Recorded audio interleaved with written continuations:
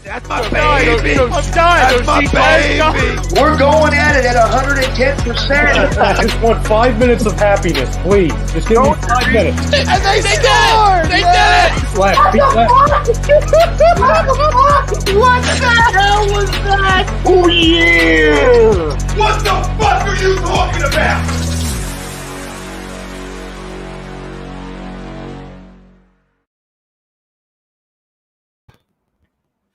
Hey, what is up, fam? We are back for another episode of the Weekly Roundup.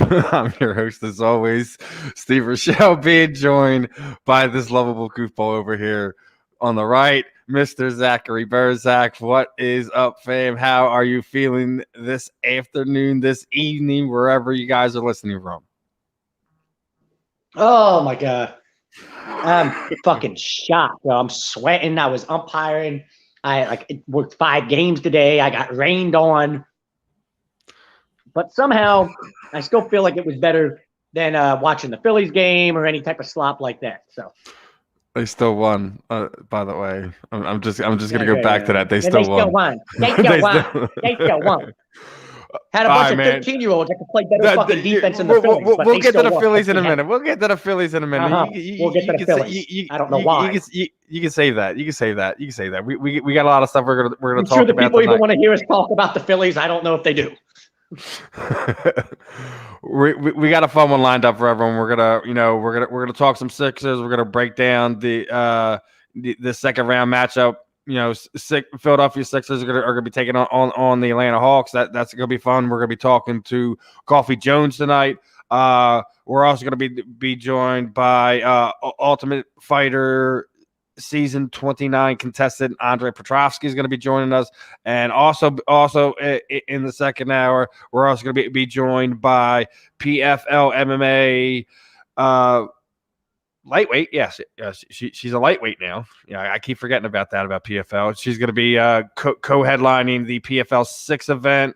That is Cindy Dandois. She's going to be taking on Kayla Harrison. So got a fun one locked up for you. You want to let them know who this show is brought to you by, brother? Always.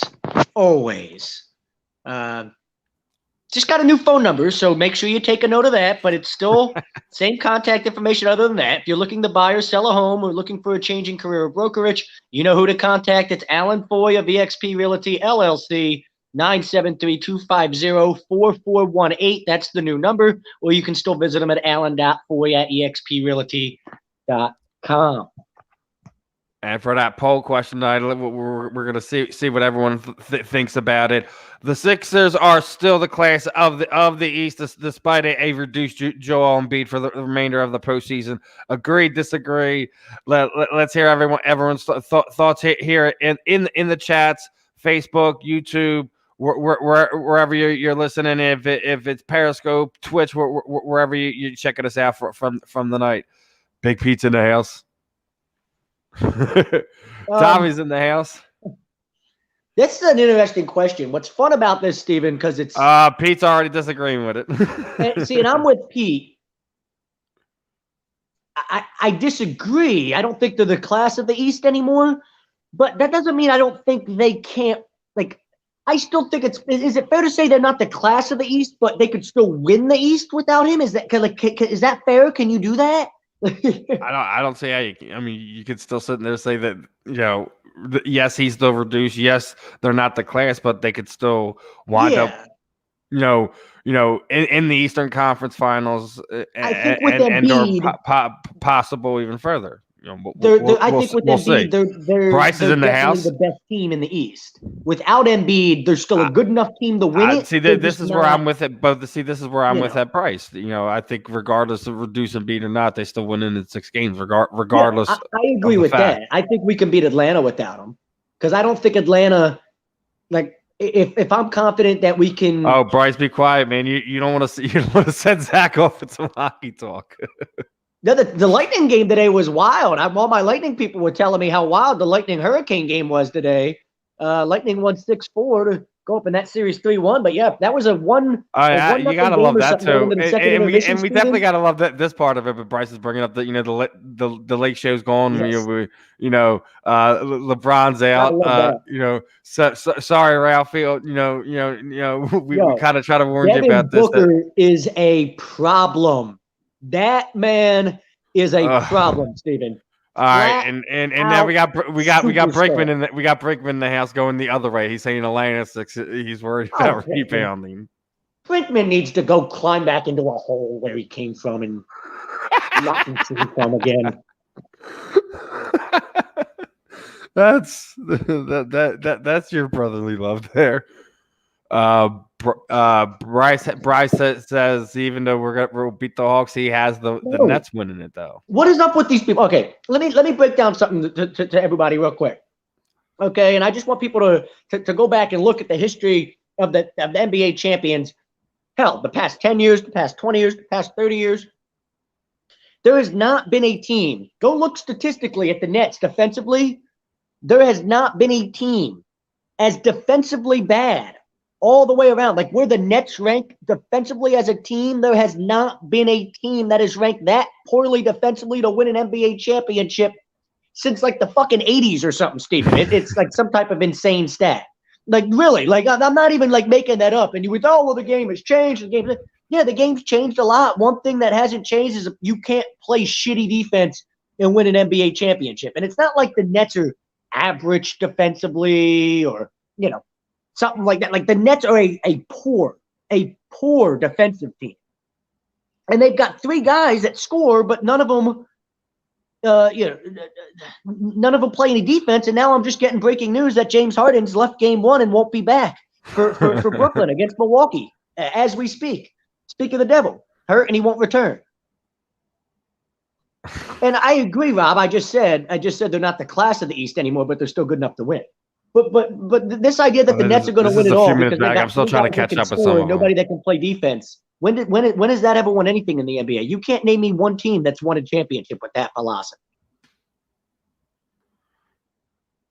Matter of fact, I can name you quite a few teams that haven't over the past, I guess you could say recent memory. And I don't even know if it's fair to say these teams didn't play defense or couldn't play defense as much as the system prevented them. But remember those Suns teams with Mike D'Antoni? Isn't the rumor that Matisse is starting 5? Isn't that the rumor? So I would start Simmons at the 5. To be honest, I really would. I'd start Simmons at the 5. I'd play Maxey at the 1, and I'd just let them play basketball. You could play positionless basketball, in today's NBA. I'll take Utah. I'll take Phoenix to win it over the Bucks. I think the Bucks take out. Brooklyn in 6 games. I don't think Brooklyn. Forget about the final, the Eastern Conference Finals in Philly. I don't think Brooklyn gets past Milwaukee. They just don't. Defensively, they're not good enough. They have nobody to stop Giannis, and defensively, I mean, they're just, I think other guys on Milwaukee can have their way with them too. You know what I mean? But Jake, we're not just talking about this upcoming series. We're talking about the overall picture of, are they still the class of the East? They're the number 1 seed. You're hearing the knuckleheaded figureheads on your big media company saying the Sixers are going to be the NBA championship. I thought, like I said, I always said we have to get to the Eastern Conference, if not further. I still think that is attainable, even where we're at right now. Let's see if they can get past this hump. I mean, this has been the hump the last few years, has it not, boys? Steven, yeah. What happens if the Sixers face the Bucks in the Eastern Conference Finals? I agree with you, Brinks. The Nets are not beating the Bucks. The Bucks are gonna beat them in 6 games. So if you get the Sixers Bucks God's green earth without Joe, now we're in trouble. We're in trouble. If it's the Sixers Bucks in the Eastern Conference Finals and Joel Embiid either isn't playing or he's definitely not 100%, then we're in trouble because Giannis is going to have his way in that series, and they're going to be really, really tough to beat without Joel Embiid.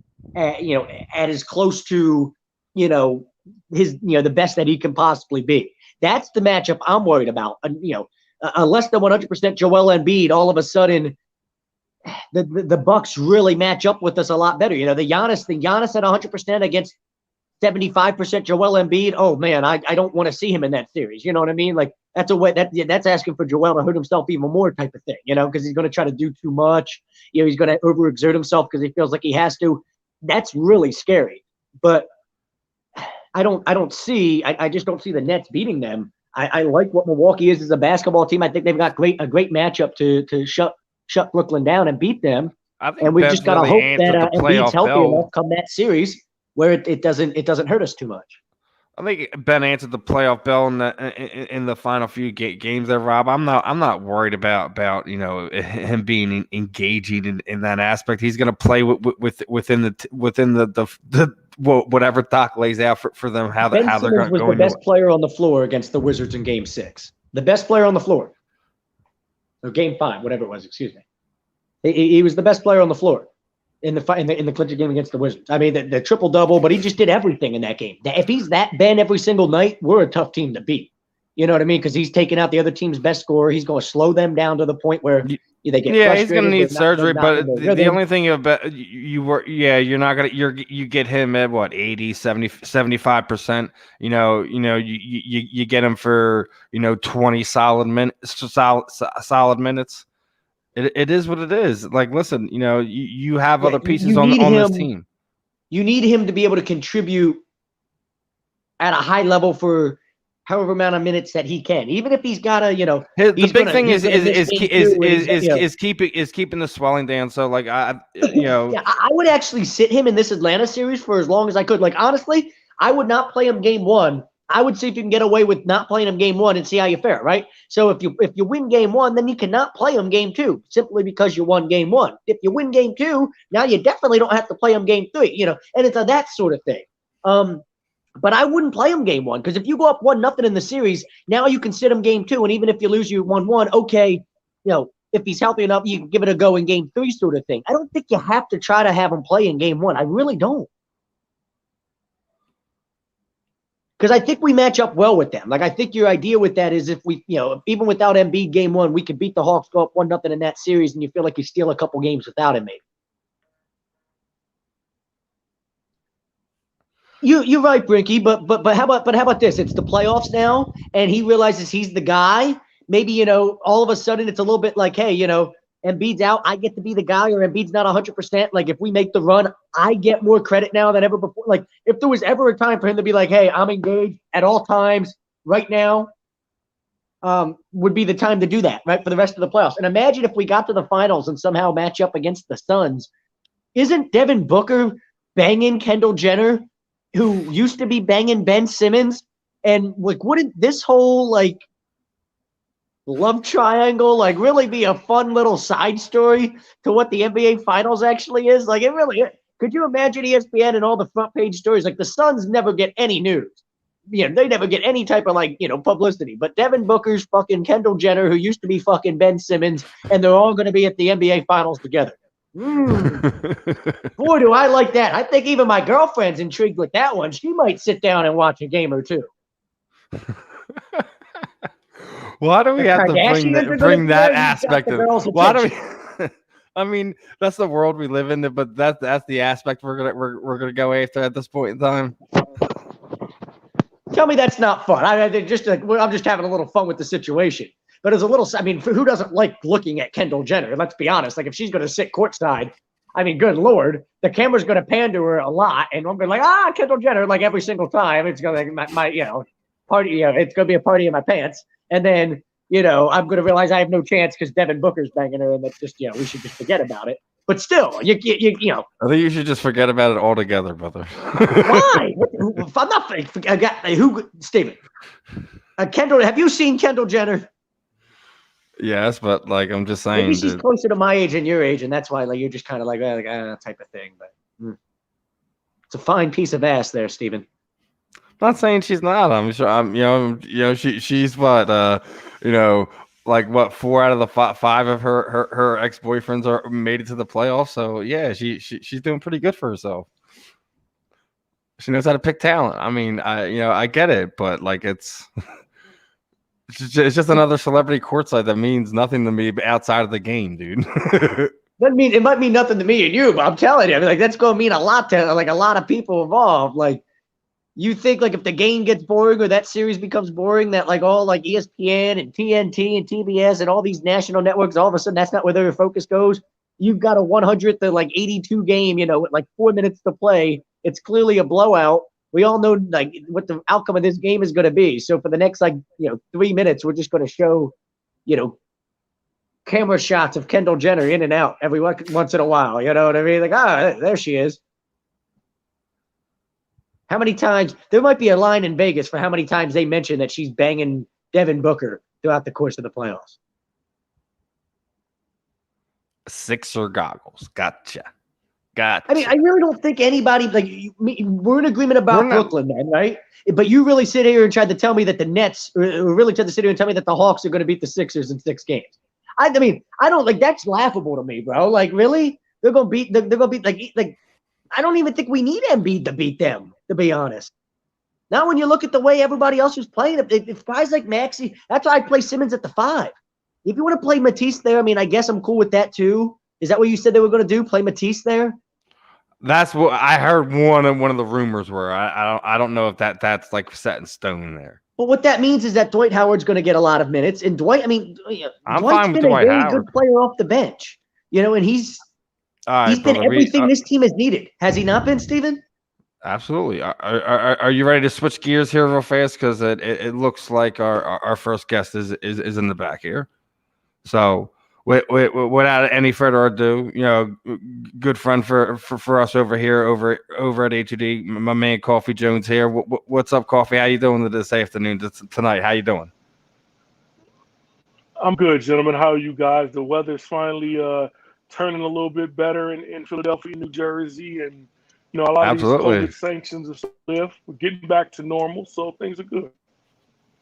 Yeah. Been walking around, seeing a lot. People walking around in the supermarkets without their masks on and stuff like that. So we're slowly starting to get opened up. It should be some fun times real soon. I could already see I could already feel the traffic when I'm taking my kids to the gym. It's getting heavier and heavier by the day. So the easy trips are no more.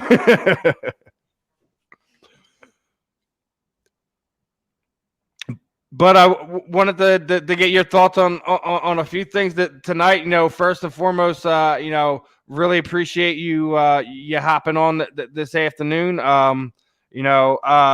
Obviously, been a little bit while since we talked. Since we had Ron on, I think it's almost been about a year or so.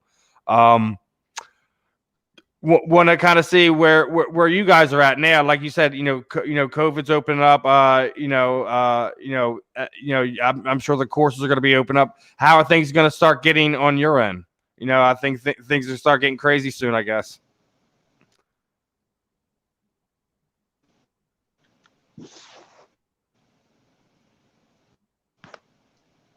You froze up there. You hear me? I can hear you, Steven. I don't know if Coffee. I mean, it has been, man. And Jaws will be the first to tell you golf has been phenomenal the last several months. That's been kind of one of the only sports and record. Can you hear me? Yes, sir. I think you're just lagging a little bit behind us. That's all. Can you guys still hear me? Yes, sir. Yeah.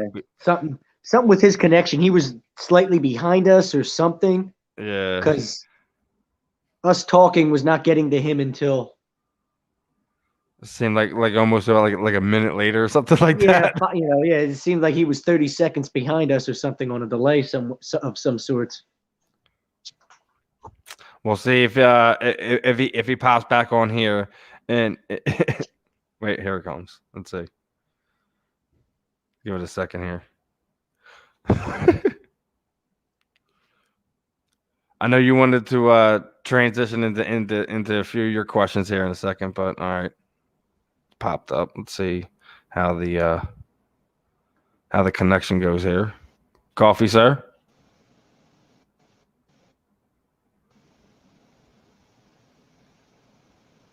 Do you have us now, sir?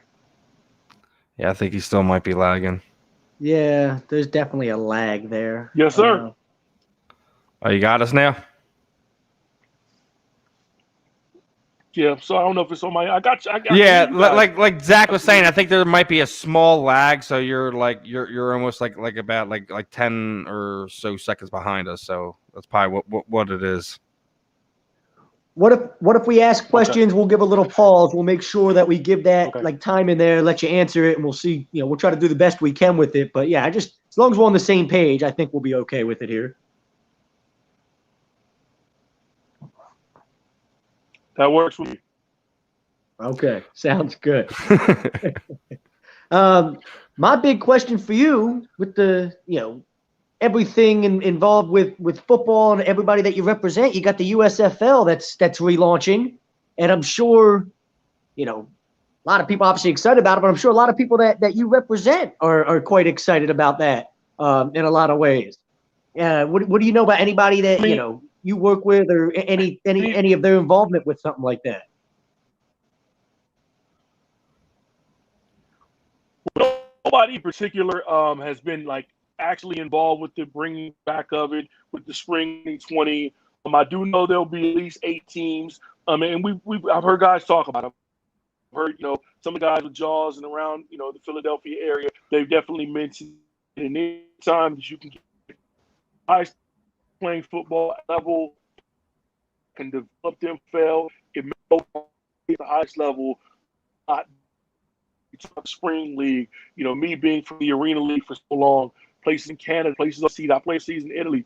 There's a lot of places you can go to hone your skills, and it's particular because for other sports like basketball, you can pick up and go play today and get a full game in. You can go into a gym. I'm sure there's NBA guys right now today somewhere that are out of the playoffs that are picking up playing basketball and getting some good runs in. It's hard to simulate real life football, just on a regular Saturday.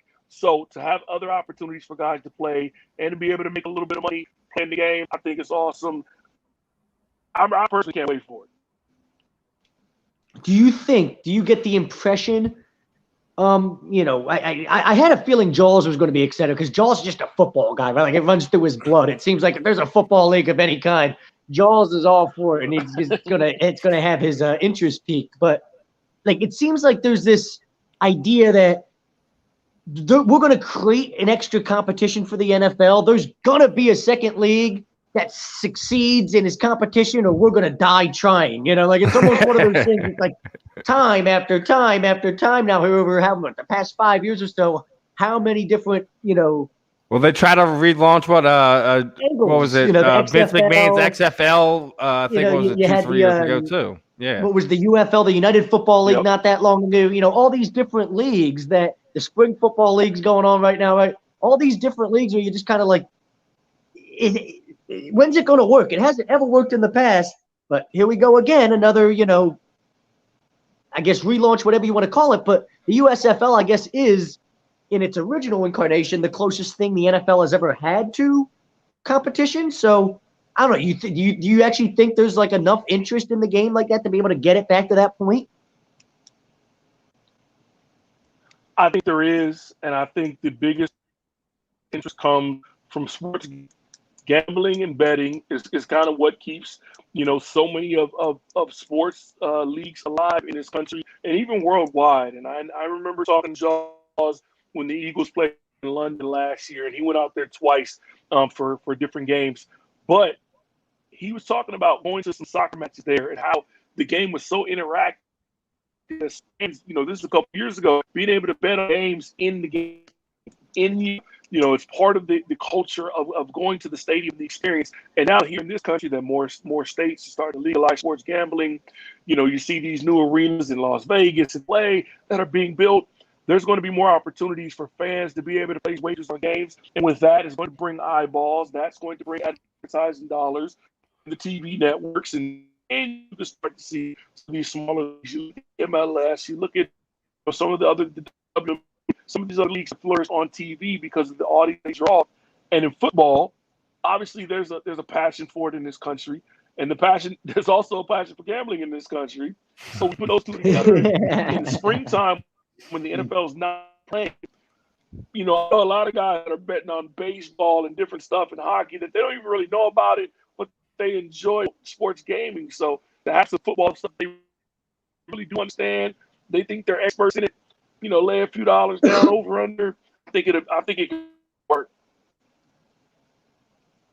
I guess one of the big things that would, has my interest with a league like this is I think now more than ever, at least on the players' side of things, if the players actually felt like there was an alternative league that could pay them, almost as much money as the NFL, and it could almost be just as good of, a type of league to go play in from the money perspective and all that as the NFL is, there's more interest now than ever, I think, on the players' end to be like, hey, fuck you guys. We're going to go play in a league that, maybe we feel like treats us a little better, views us the way that, we want to be viewed as, the most important, figure in all of this. We're the reason people come to the stadium, and we're the reason, asses are in the seats. And we don't, the NFL kind of has this reputation of being more of a no-fun league. And, Roger Goodell, has to make sure that, he's the most important person in the room at all times and things like that, right? Like, I just don't know if from a revenue perspective, you'd have to get it to a point where the league could make enough money, like the USFL can make enough money to, I guess, steal some of these players away and be like, hey, come play in the USFL. Here's all this money. And they did that in their original incarnation. Guys like Doug Flutie, right? Remember that was the big deal, went and played there and signed for a bunch of money as opposed to playing in the NFL and stuff like that. That's where my interest is with it.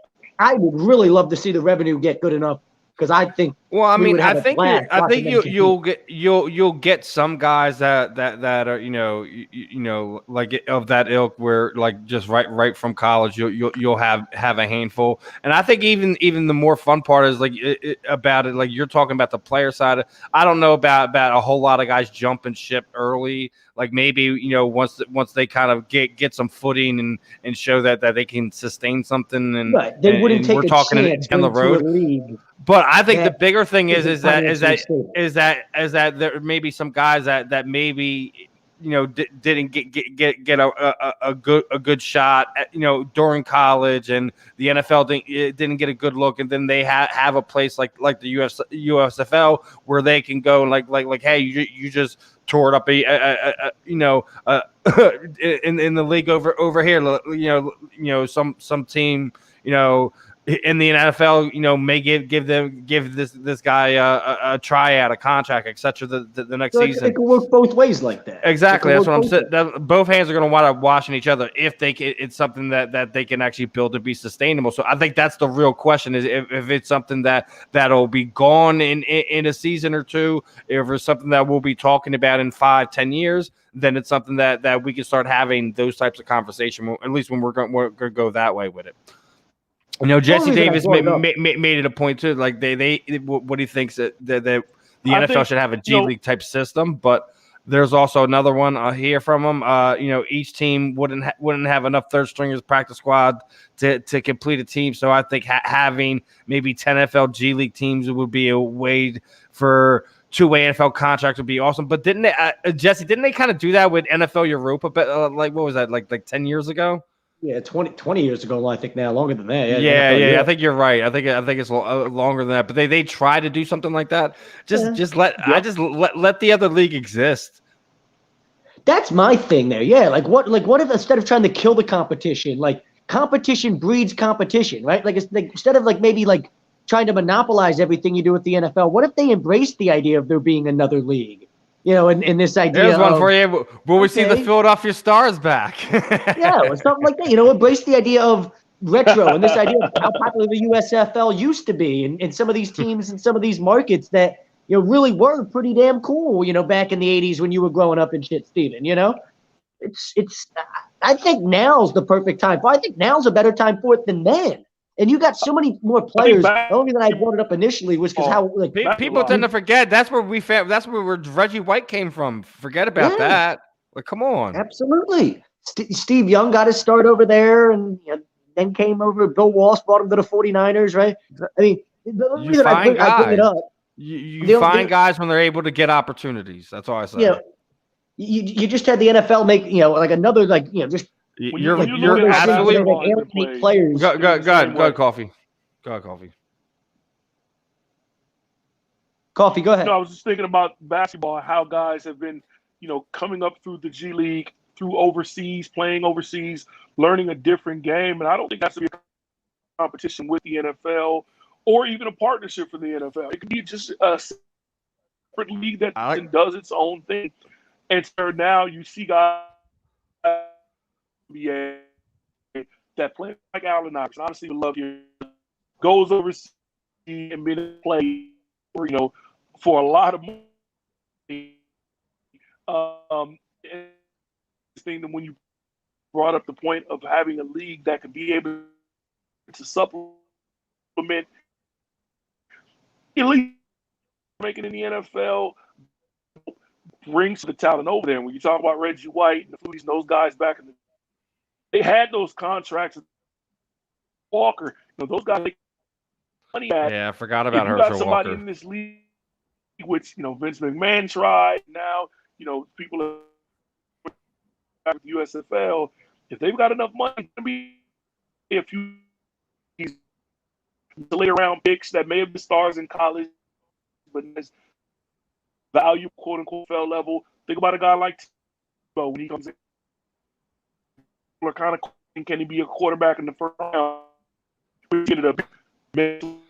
And that's an interesting way to think about it. Like what Coffee's talking about. Like when Tebow came in, if he actually had a chance, think about a guy like Tebow can maybe move on to another league and be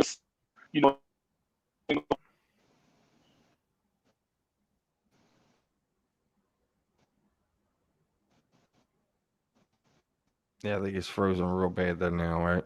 Yeah, it's breaking up a little bit. And still with us, Coffee? Yeah, I think he's frozen out. He's frozen out, my friend. No, he made a real good point there. Like if you think about it, like if you had the USFL around, like when guys like Tebow were around and they were actually given a chance to kind of have a league to kind of develop in before kind of giving the opportunities in ring to giving a chance to be an NFL quarterback. If you were giving him a chance to add another level to see if he can compete still at that high level as a professional, and then I think it probably would have been a better situation for him because it would have been give a chance to really, a chance to develop as a quarterback, not kind of, the baptism under fire that is the NFL at times.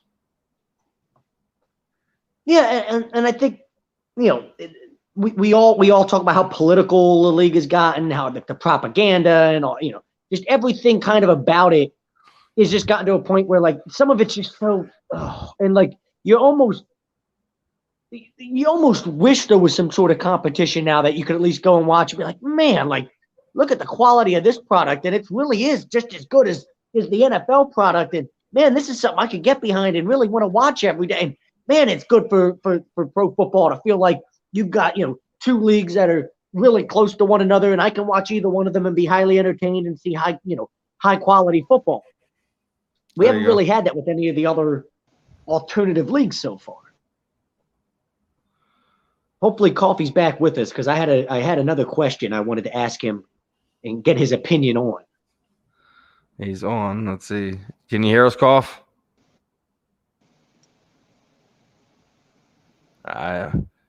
This service just must be bad where he's at, man. There he is. Right there. I see him. He's moving. Nope. No, he was moving. We had him. We tried. All right, Jesse's got one. Jesse's got one. I was so looking forward to his take on this because I think my thought maybe with something like the USFL this time around, instead of having somebody like a Donald Trump or something, I think Rosen would have kind of Jesse. I think Rosen would have kind of benefited more. Darnold, he just got the bad luck of being drafted to a team that just didn't have an offensive line. I actually think Darnold would benefit more because I don't think Rosen wants to play football. Rosen's kind of mid. He's like I could just go work in some testing 1 2 1 2. There we go. Do you have us now, Coffee? I got you guys back. Sorry about that. It's all right, man. We understand how it goes. This is not our first rodeo. There we go. So, important question that I need your opinion on, Coffee. Not Steven's necessarily as much, but definitely yours. When it comes to the USFL this time around, instead of you were talking about the money and the billionaires and all that that help run these leagues. Instead of something like that, what if we had like a company like an Under Armour, like the NFL's obviously sponsored by Nike and Adidas, whatever. What if you had a company like that came in and was like, hey, we're going to be the big money involved with all this to help push the this league going in the right direction. All the uniforms are going to be sponsored by this, and we're going to be in charge of all the marketing, and you're going to see it everywhere, and it's really going to be a concerted effort on part of the owners involved with the league, plus a big time company like that can provide a revenue stream. Do you think that could be a direction they go this time in an avenue they didn't really have before? I think yes. It's not an avenue that they went before. It'd be a great idea. The company that comes off the top of my head when you mention that, which is a great idea, is Amazon. And you see Amazon just came in with the NFL and bought the Thursday Night Football package. I want to say $100 million up to $1 billion just for Thursday Night Football to the NFL. Amazon and their streaming networks, and obviously, their profile is one of the top companies in the world. That would have been perfect. If this league could have, tried to work that out before they made that deal with the NFL. But obviously, they've seen something in sports, in the sport of football, to say, Thursday night is a prime time to get our product, to get people looking at, through our website, through our streaming. I think it's going to be big for Amazon. And the biggest thing, I think that what they understand, now the Thursday Night Football will be probably streamed online via Amazon, via whatever website. Tom makes a great point too. Space. And Tom makes a great point of it too. There, still sell merchandise, etc. It washes hand in hand. So it's actually. So if Amazon was involved with running it, yeah. I mean, all of a sudden you could do everything through Amazon. Yeah, I mean it's almost that is perfect. And I mean, who's got more money than Jeff Bezos? Nobody. Not too many people. Maybe 4 or 5. And that's where Jesse's going with this one. The rumor is Bezos looking to buy the Bears of the LA Chargers. Fuck the Bears of the Chargers. Just go buy the whole USFL, Bezos. You're going to go run the USFL. Exactly. Yeah, if you put somebody like him behind a league like that's a whole nother conversation. That's a whole that's a horse of a different color. That's a game changer. That's what it is. I mean, in his time, like it says, he's gonna make it. He's gonna make money with it, no matter what. At that point in time, sell the merchandise. Exactly. You could broadcast your games. Like I said, if everybody got to come to Amazon, to their website, to their streaming app on Apple TV or Fire. And what Daly's trying to say too is Coca-Cola into all the sponsors. And also, like, if you get the right names through, regardless if it's made NFL superstars or college stars, you get to kind of go your way as it is anyways. Yeah. Then like you said, they'll make the league, they'll sell the merchandise. It doesn't matter. We know Tebow will sell merchandise. I mean, there you go. No matter what, no matter how bad he is, we don't know. He might not be able to play quarterback at all. He might not even be able to play quarterback in the USFL, but he'll damn sure put asses in the seats and sell some jerseys. Yeah, according to one of the YouTube guys, Harden's injury might be serious. So Harden could be out for the entire series. All he says is he could be gone. So we don't know. We're not. I'm not watching. I don't have basketball up on the TV right now, so I can't be saying what's going on. I'll bring it up for you. I'll find it. Here we go. We'll figure it out. Now, our poll question for today. I got to ask you, Coffee. Everyone's kind of been down on the Sixers team since Joel went down. Do you still feel like they're still the class of the East, even if they reduced Joel Embiid for the remainder of the postseason?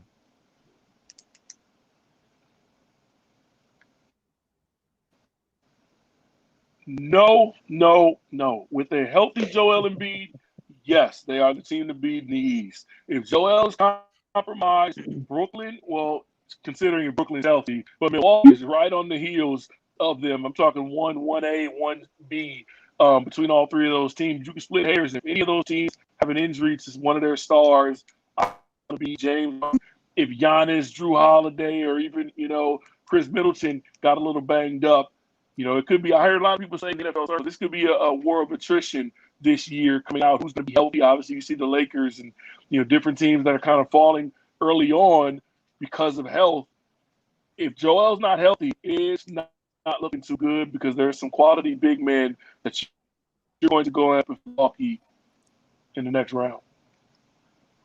I mean, doesn't Milwaukee scare you more than Brooklyn, Coffee? I mean, like if you don't have Embiid healthy, I mean, now all of a sudden Giannis, I mean, he's just, that's a mismatch. I mean, it's mismatch city, and Milwaukee takes advantage of it all series long, don't they? I mean, that's the matchup that scares me. I'd rather have Brooklyn. I'm with you there. I think Brooklyn's the more handleable team. Put it this way: whoever comes out of that series. Go Coffee. I think they have a better chance beating Brooklyn than they would Milwaukee. Milwaukee, you got two bigs, you got two, shooters all over the floor. You got tough point guards to play defense. I think Brooklyn, they don't really have an answer for Embiid. They don't have anybody that can go right back at him in the perimeter. I mean, in the post. They got perimeter players in Brooklyn, but I think Milwaukee will be a tougher matchup. Yeah, I agree, but. We wanted the Nets all year. That's what we wanted for the Eastern Conference Finals matchup. That's kind of where I've been since the beginning of the season. So, and I'm with you. I was hoping somebody would knock off the Milwaukee Bucks along the way because they are a tougher matchup. They've always played us tougher. It's always been a tougher matchup for us. The Nets are kind of just this made team that I felt have deficiencies that the Sixers can exploit. So. We'll see what happens over the next week and a half here, and see how everything plays out. I'm going to go back to what we were saying. I don't think they're the class of the East, but I still think they could pull it out. Yeah.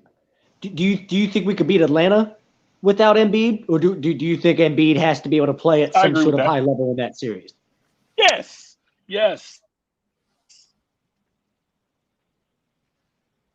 I think he may not have to be the 35, and 19 rebound type of guy, but him just being on the floor for limited minutes. I think they're a better team than 11. With him, Sixers should win in 5. Okay. I like that. Okay. And I agree with that too. Like that's where I kind of felt like, it's going to be 6 because I think he's going to miss some time. That's kind of where I was feeling. This series, he's hurt. That's kind of where I feel we'll see what happens moving forward. Want to get some Eagles thoughts. Like I said, it's been a while since we called up and talked about that. The draft is come and gone. We've seen some things. Obviously, there's probably about 1 or 2 more roster moves we believe this team will make before they get set to who they are. A lot of people are down on this team. What do you think that this team still needs to do to kind of capture the fan base's fire? I mean, we'll always be a football town, but to have some hopes for division title, etc. Expectations.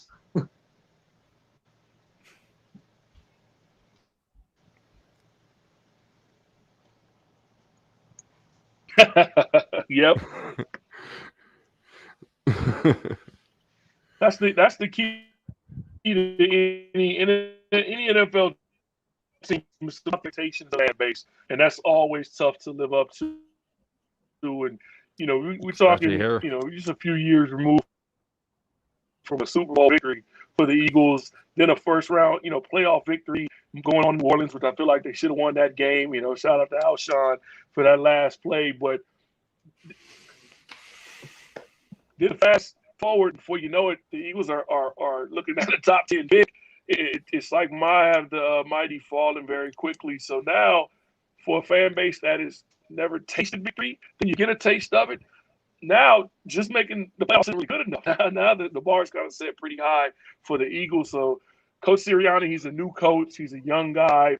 I'm excited to see how he's going to handle not only the X's and O's. I was hanging out with Brandon Brooks, Jason Kelsey, TJ Edwards. They all came out to Riverwinds yesterday and played those guys are looking great. They're looking in shape. They're going to be fine. When the troubles do come, when that first loss comes, how is Coach Sirianni going to be able to rally the troops in the media to be able to sustain, that winning culture that he wants to build here? That is one of the questions we'll see. That was one of the things that Doug was able to do, early on was when they got punched in the mouth, he was able to get them boys to stand back up and fight back.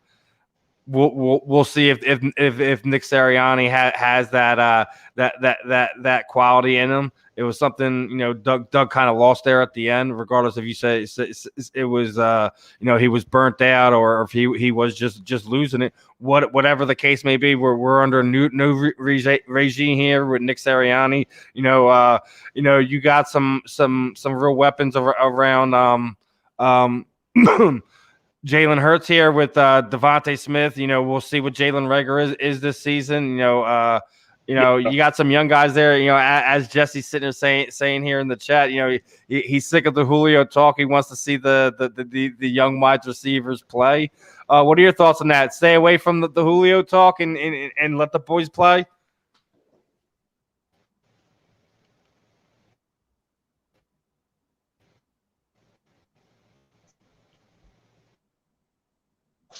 Did we lose him again? I think we might have. Frozen. Oh no! Not again. Not again. Oh no! I know. Whenever his connection's good, I mean, he gives us such solid insight. Here we go. Wait. Did we bring him back? Did he get back? We got him. He's with us. Sort of. What are your thoughts, man? I'll give you my thoughts there, Jason. I agree. I think they should stay away from it. But if it's something you could do with right, no. If it's something you could do with that, if like it's if you could package something up and not really give up too much to make it happen. If you don't have to lose, a first or something like that, make it happen. I think it's a stupid trade regardless. He's not he doesn't make you 3 or 4 wins better. I mean, how much better has he made the Falcons over the past how many years? I mean, this idea, like I don't even understand. No, because what it does is it gives you two solid ones. It gives you 2 solid ones on the outside. That's what I'm saying. But what is it doing for us? What did it do for Atlanta? What has it done for any team around the league? I mean, let's try this again. How are you feeling? Makes sense. But I would really love Coffee's take on this. I would love to hear Coffee's thoughts on Julio Jones and whether or not the Eagles should go after him and what they should give up for him if they did. You guys got me? Yes, sir. Oh, we got you. I'm not. I love Julio Jones to death. Don't get me wrong. Absolutely. I've loved him since he came out of school, and even though I'm a Georgia fan to death, it hurts me to see AJ Green be so hurt, so far behind him in the rankings. But right now, the Eagles are not just one receiver away, and what you're going to have to give up to get Julio and the $15 million cap that you're going to have to spend to get him, that's a little expensive right now, considering that you're not looking like a Super Bowl contender right now with Julio Jones. So you can't. But here's the thing: I don't think their biggest needs, concerns, are on that side of the ball. I really think is the biggest question is on the other side. I like agree. You're getting older up front. You have too many questions in your linebacker core.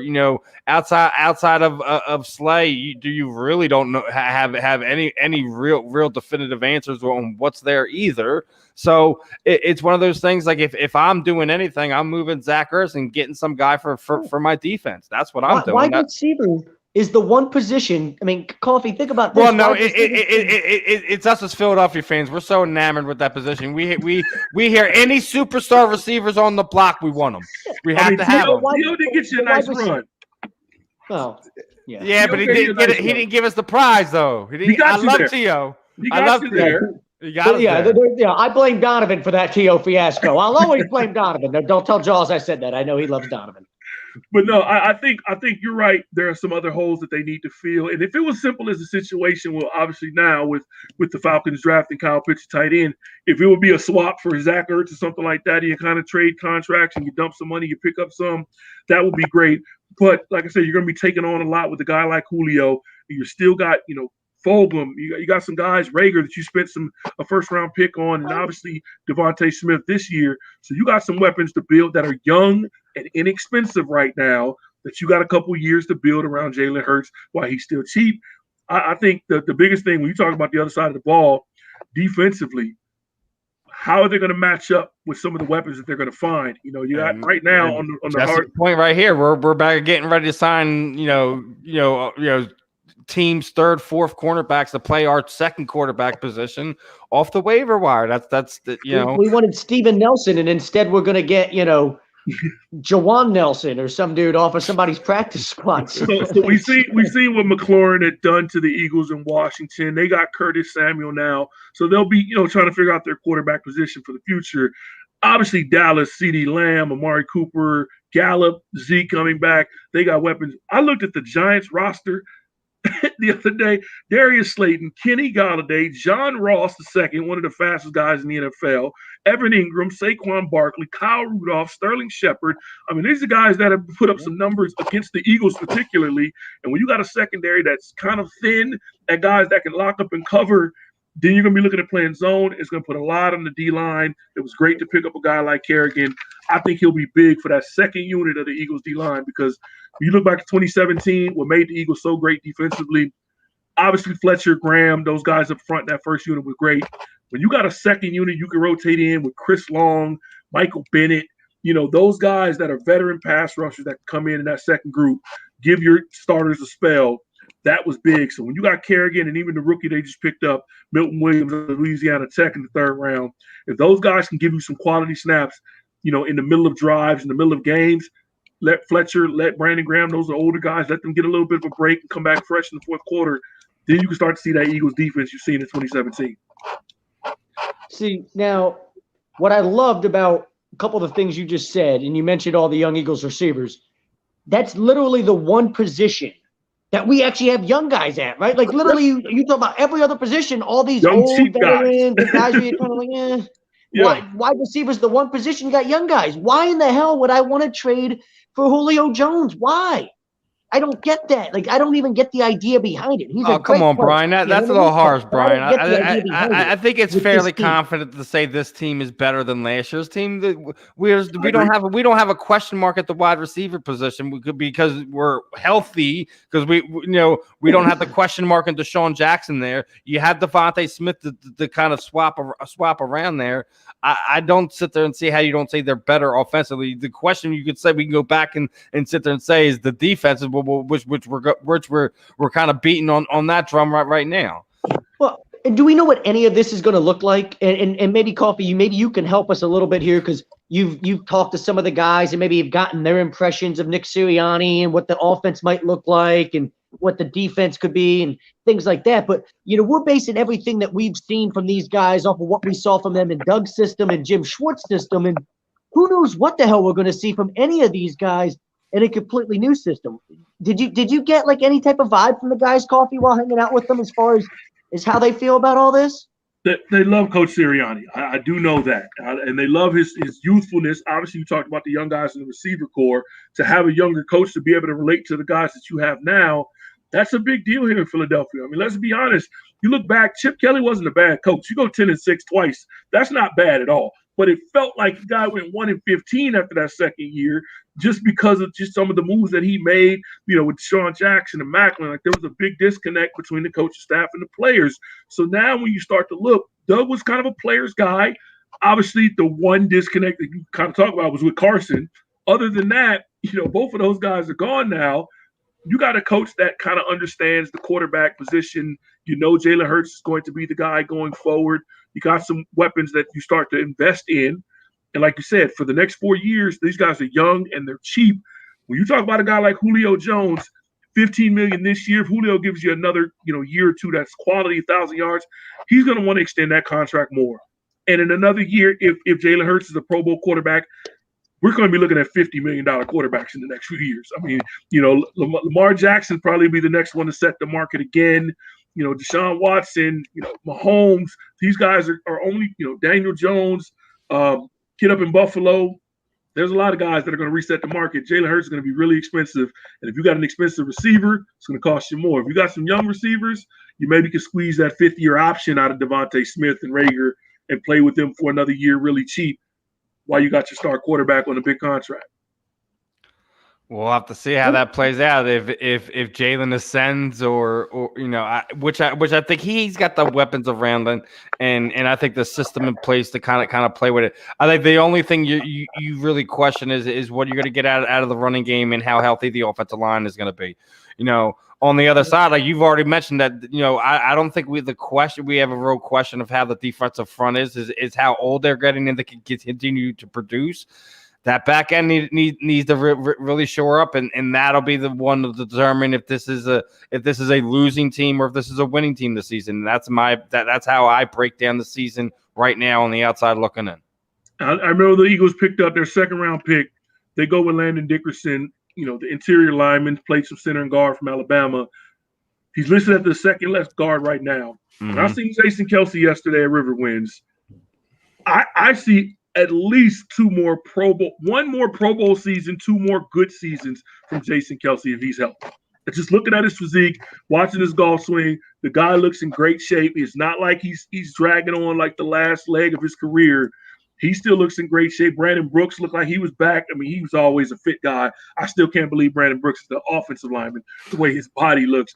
But this offensive line, Dillard's going to be the big question. Can he come back and solidify that left tackle that you invested a 1st-round pick in a couple of years ago? I don't think he's not taking this. From my recollection, he's not taking the first team snaps, and I'm fine with Jordan Mailata. Then if you have Dillard, that's another piece you can move to go fix your defense. Yeah, or even just leave him there for another year in case you do have injuries. Love offensive line depth, right? Come on, Coffee. You know how important offensive line depth is. Exactly, and that's what helped the Super Bowl run. You lose Peters, you're losing guys left and right. You got to have some guys that can fill in and get you by.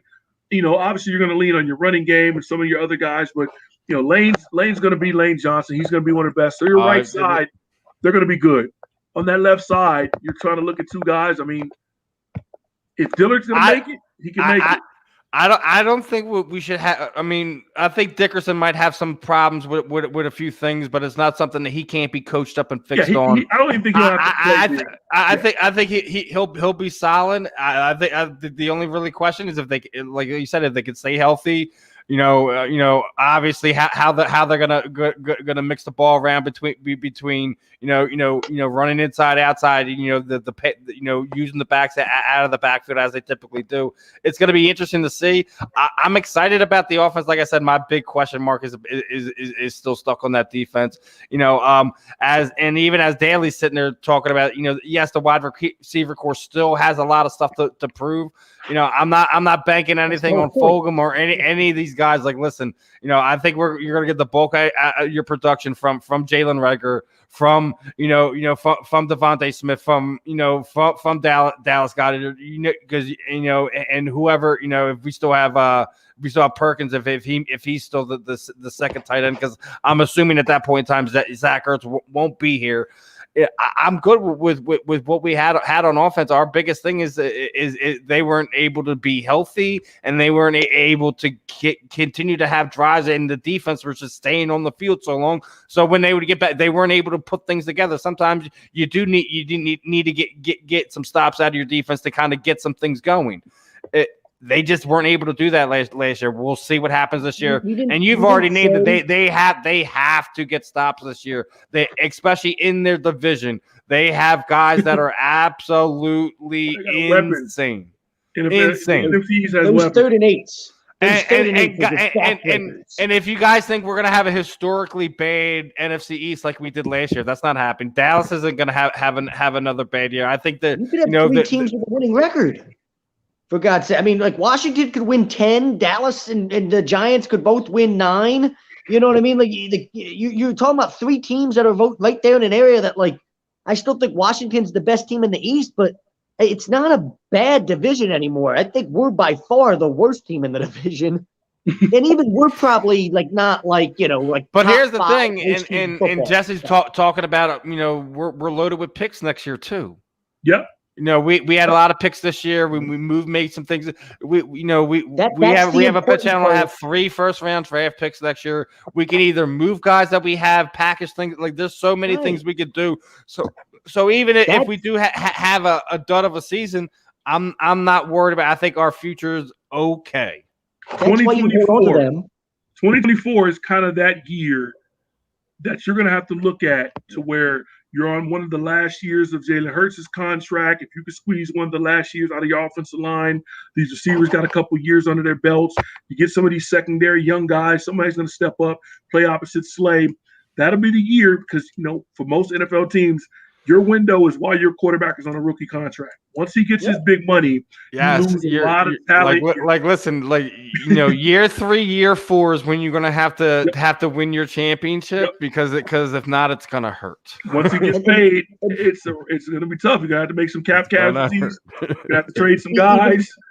Even more of a reason to not trade for Julio Jones because there goes probably one of those first-round picks next year, right? And the whole idea of those 3 first-round picks is finding out what you have in so many guys this year.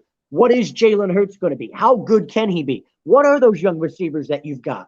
All of that stuff, because then those 3 first-round picks, you know, you're going to determine what you do with them. A lot of that gets determined by what you find out from all these guys this year. If Jalen Hurts is a stud, great. You've got 3 first-round picks to go fill some holes on this team that all of a sudden make you go, ooh, wow, now we could be pretty good, you know, in rather quick fashion. You know, if one of those other receivers outside of Devontae Smith, if a Jalen Reagor takes the next step and they're like, hey, that kid's a player, you know, Hightower or Quez Watkins, who showed some flashes last year, you know, or even a guy like Fulgham, who, if you could do that, you know, 3 games the way that he did and have production at 3 or 4 games the way that you can do that on a consistent basis. It's how do you get that out of that guy? You know, I've got to find that stuff out about these guys to know what I'm going to do with those 3 first-round picks next year. Because say Jalen Hurts, just say Jalen Hurts sticks for all intents and purposes. You could literally take those 3 first-round picks and go trade for a guy like Deshaun Watson possibly once everything clears itself up, right? If you're like, we don't know if Jalen's the guy anymore. I still would never give up 3 first-round draft picks for that guy. You know, and as great of a quarterback he is, I'm still not giving up 3. Or you take the 3 first and you trade up to the top of the draft and you get the best quarterback in the draft and you take the guy that you think is your franchise. If he's the guy. Well, of course. That's always the question. We can't say anything is set in stone. I want him to be the guy, too. Right? That makes everything easier. If Jalen Hurts is the guy, those 3 first-round picks fill holes next year. And like Coffee said, now you're talking about winning by 2023, 2024. There's all of a sudden you've got a Super Bowl window. If those guys aren't if Jalen's not the guy and those receivers aren't any good, well, now you've set your process back a little bit. But at least you've got 3 first-round picks next year to try to say, okay, what do we do now to start over and fix all this? Oh, Jesse. I mean, hey, you know what I mean? We're just Arch Manning 2023, you know, the youngest, the new, the youngest Manning, the freshman or whatever in high school. That's the new phenom. Might as well, right? He was at Clemson's camp. He was with Dabo Swinney at Clemson's camp this week. Oh, was he? Perhaps on Instagram of Arch Manning. Yeah, he made some nice throws down there. Clemson, you know, him and there's some talent obviously in that bloodline and that family, but he's got an arm that, especially at that level. Again, the kid's a junior in high school. He's a junior in high Jesse, school. I think the kid's like 15. A lot longer than that. Yeah, I'm about to say we're not drafting that kid in 2023, Jesse. That might be like 2028-ish. Like I don't. Yeah. Oh, and you know it's funny. Let's hope not. Let's hope. Zach, your best friend's back. For a franchise quarterback by 2028, right? Coffee. Let's hope we know. Let's hope we've got it all figured out by now. That would be something we talked about with the USFL and another league, to where if they decided to eliminate the guys having 3 high school, that entice a lot of to be after maybe the front league against the NFL with.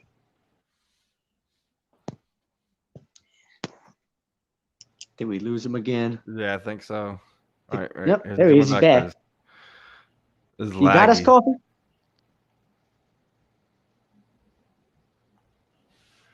If he comes back, I want to see if we can get ready to get one or two more questions in and wrap it up. Oh yeah, big great stuff. How about this? I couldn't ask for anything more with this interview. The amount of insight and like level of just.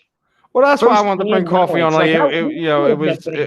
It was about time we sat down and had a conversation too.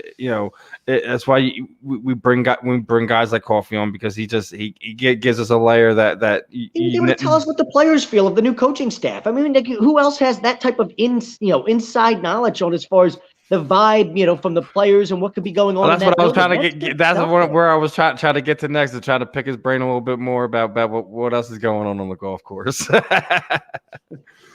But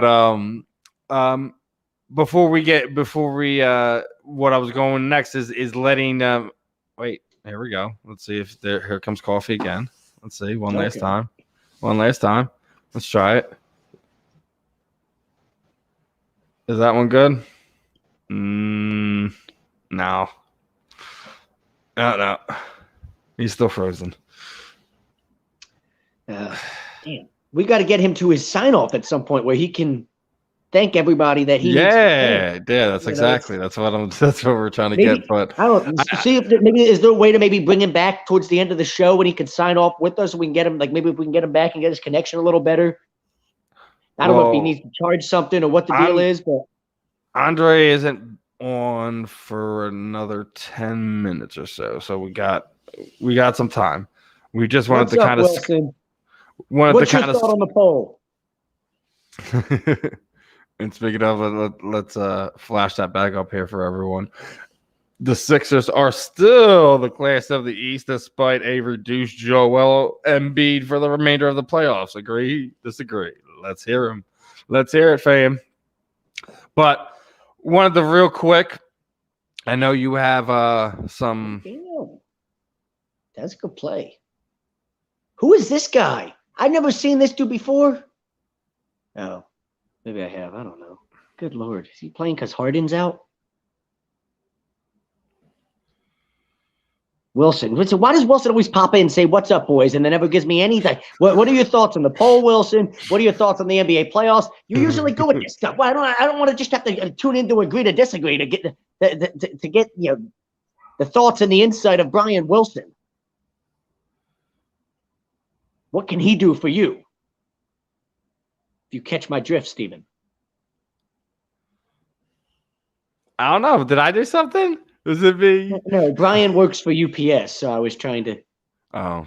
Wilson works for UPS, so I was trying to be like, what can he do for you? It was supposed to be funny, and you just totally, Oh. Supposed to laugh at my jokes, Steven. You're doing your Jeff Dunham peanut thing. You're the Bert to my Ernie. We really are. We are A2D Bert and Ernie, aren't we? We really are. That is almost like the perfect. That's almost like that's. I don't know what I could. Yeah, he's sending his apologies at this point in time. Crickets, Zach. Crickets. Is that his way of saying the joke wasn't any good? I don't know. Daly's coming back. Steve, honestly, Steve, about the Eagle, I hope you're right. I really do. I hope they all step up and score points and win. I think they're going to average around 23 to 27 points a game. I don't think they're going to have that much. I mean, you're going to have games where they're not going to. Hold on, whoa. That's a big range there, homie. 27. You're in top 10 in scoring. Does anyone in this league play defense anymore? Are you fucking kidding me, dude? Stop it. All right, but we're not going to be top 10 in scoring. You stop it. I'd say top 10 in scoring. Well, if you score, they could still just be outside of the top. Listen, I'm not sitting there saying they're going to be freaking the Kansas City Chiefs going up and down the field. I'm just sitting there saying 20 points a game makes you one of the worst offenses in football. So, what range you got us going from the 30th the 30th best offense all the way up to the 10th. We could be anywhere. So we could be really, really bad, or we could be that. It all depends on the production we're going to get out of these young guys. What do you mean? I guess I see what you're saying, but you got to give me something better than that. That's like me saying it could be 100 degrees tomorrow or it could snow. Either one. It could be 100 degrees tomorrow or it could be really cold. Like, either way, like, I could be right. Like, it's if this offense sucks, you're right. If this offense is good, you're right. Brian, I tend to lean towards you, and Steven will even tell you this. I don't think this team is that good. I still have a ton of question marks about Jalen Hurts and his passing ability in this league, regardless of who he's throwing the football to. There's tons of question. I still question. People want to talk about the running game as if like we've got this great running game and as if our running back situation is set. And I'm still not sure if Miles Sanders is a 3 downs back in this league. Don't let Chuck Moran hear that I said that, right? Or my buddy Levon Nelson hear that I said that.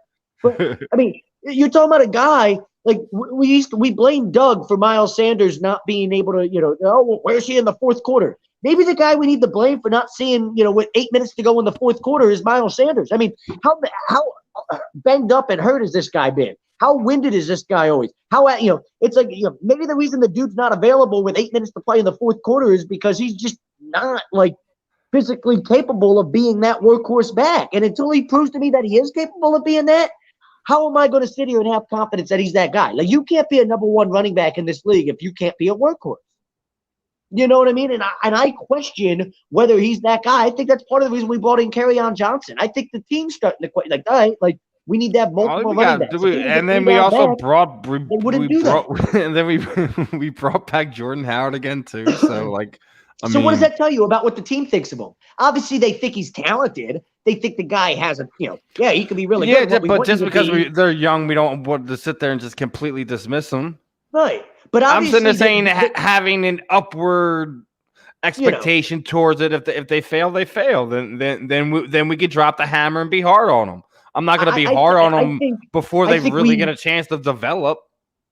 No, and I'm not saying my point is that's not sitting there saying we're not going to be critical of them either. But it's just sitting there saying there's too many people in this fan base that sit here and act like Miles Sanders is like like we're set there. That guy's going to be he's the next Shady for us. Like, really? Like, Shady was running for 1,000 yards by this point. Like, you know what I mean? Like, I don't like it.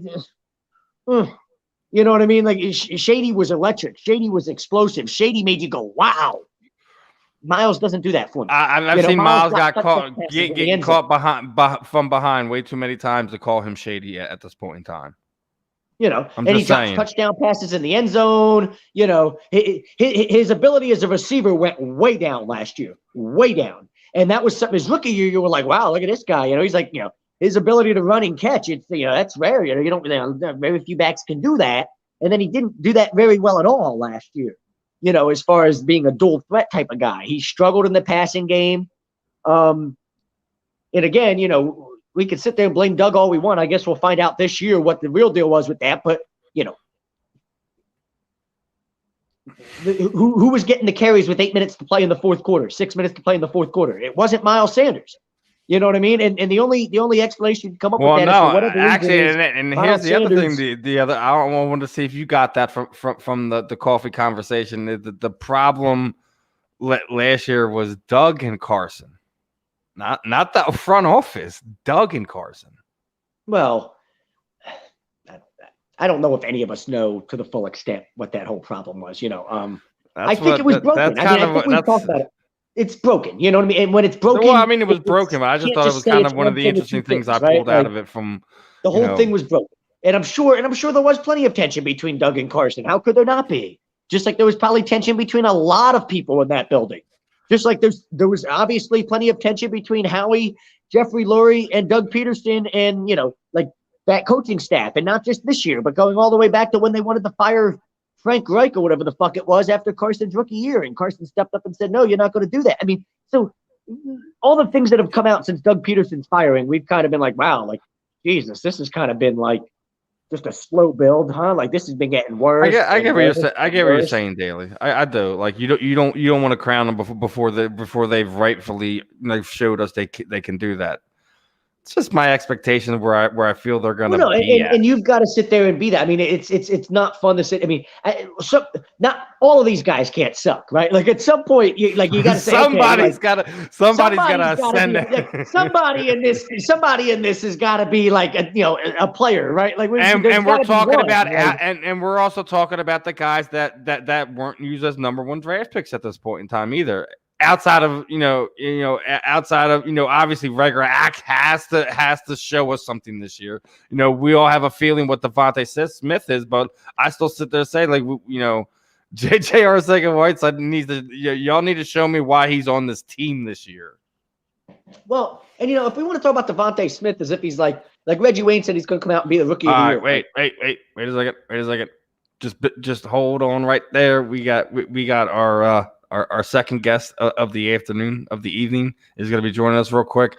Local guy here to the PA area, Mr. Andre Petroski. How are we doing this afternoon, my friend? Appreciate the time. I know everything's crazy for you. Your episode just aired Wednesday. You guys just got back fairly recently.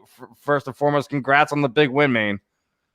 Thank you. I appreciate it. And thanks for having me on.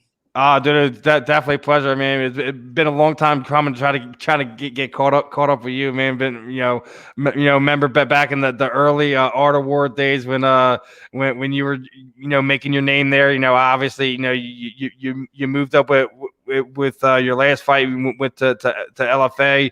You're with Iridium management now. You're on the Ultimate Fighter, getting ready to make the step to the bigger show. Another one of the Philly guys in the area. We already got Brady getting ready to take over the middleweight division. Hopefully, we're talking about Andre getting ready to take over the middleweight, and Sean's taking over the welterweight. I'm mixing it up now. Yeah, no doubt. And shout out to Sean. He's fucking awesome. He's gonna be he's a tremendous teammate. Can't wait for that fight with Kevin Lee. Oh, that's gonna be a real fun fight. Oh my God, the wrestling just cancels each other out, and we're gonna watch these two go at it, man. Because not to sit there and say cancels it out, but their pedigrees kind of you figure it's gonna wind up staying on the feet. And Sean's just been so amazing. I remember watching him coming up as an amateur, and having a guy like that, and then. Listen, I've already said it. Zach's already heard me say it. That guy's going to be the UFC champion before the end of 2024. I guarantee it. Yeah, I think especially late in that fight with Kevin Lee is going to be towards Sean's advantage. He's a dog. Definitely got good cardio, and dude can fight late in the fight. And we've seen Kevin Lee kind of fade. Yeah, and I can't, and it's not a knock against Kevin. Just Sean just finds the hole in somebody's gas tank and he attacks it. Yeah, no doubt. And obviously, you yourself, real fun situation for yourself now too. Obviously, you can't really talk too much about everything. I know how all that goes and everything, but already it looks like it's going to be quite the interesting season. I'm sure we'll get more wind of that over the coming weeks and all that, but what was kind of that whole experience like for you? I mean, it's kind of different for everybody. Each season's kind of different and all that. But, obviously going through COVID and everything like that, and then having to be on the show, and then, taken away and cut off from all life for 6 to 8 weeks there. What was the whole experience like, man? Honestly, I loved it. Training with the best coaches in the world. Everything's done for you. Like, you're literally put in a situation where all the distractions are removed from your life, and your only job is to focus on getting better and fighting. That's it. And that's fucking paradise for me, Yeah, man. Especially, I think you also got the right coach there. I thought worked well with you getting paired up with team or Brian Ortega there. I thought that really worked well, well. Yeah, I was real happy to be on Brian's team. Yeah, he's a tremendous dude. He's awesome, great guy. super genuine, just always looked out, gave me so much attention, and he's awesome. And even after the show, even after the filming was over, it was, super welcoming. Yeah, that's one of the things I always like to talk to you guys after you guys go on, like the connections you guys typically make when you're on The Ultimate Fighter. Obviously, you'll have opportunities to go out there, cross train guys, come out, work with you, etc. Is that kind of one of the other unique opportunities when you get to be a contestant on The Ultimate Fighter? Absolutely. It seemed like most of those guys were West Coast. Yeah. You were one of the few guys from our side of the pond, right? Yeah. There was I think there was like four East Coast guys, but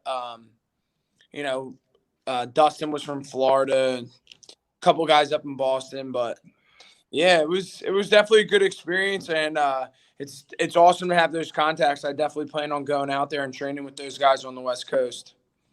Yeah, I'm sure, and and for some of the people don't know, like Andre's already kind of made his meat on the local scene. Putting guys to sleep. Getting the submission last night was kind of probably one of the cooler things I've seen, because it was. I just remember the big knockout that you had over Ataya was kind of one of the fun ones there, and it's kind of cool. You're getting to kind of work on that. Is that kind of one of the things you wanted to work on, was the ground when you went there, to be able to work with the guys like Ortega? Especially like working with Henner, who's such a special person in martial arts, especially jiu-jitsu.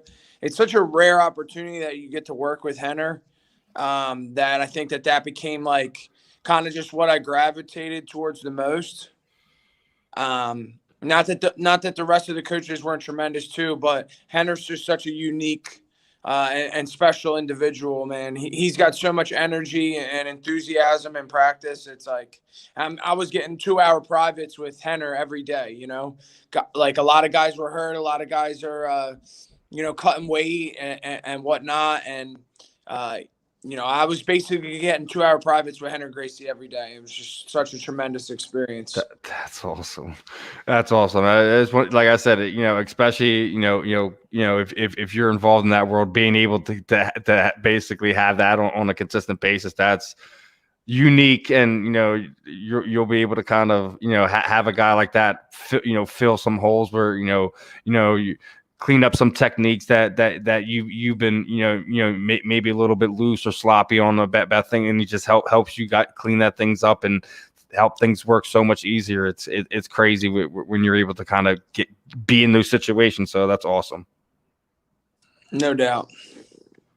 Now, what are you going to be looking forward to now? Like, obviously the show's going to be airing. Like, are you just going to be getting ready for camp until they make the official announcement of what's going on and heading back out to Vegas, or are you still out there?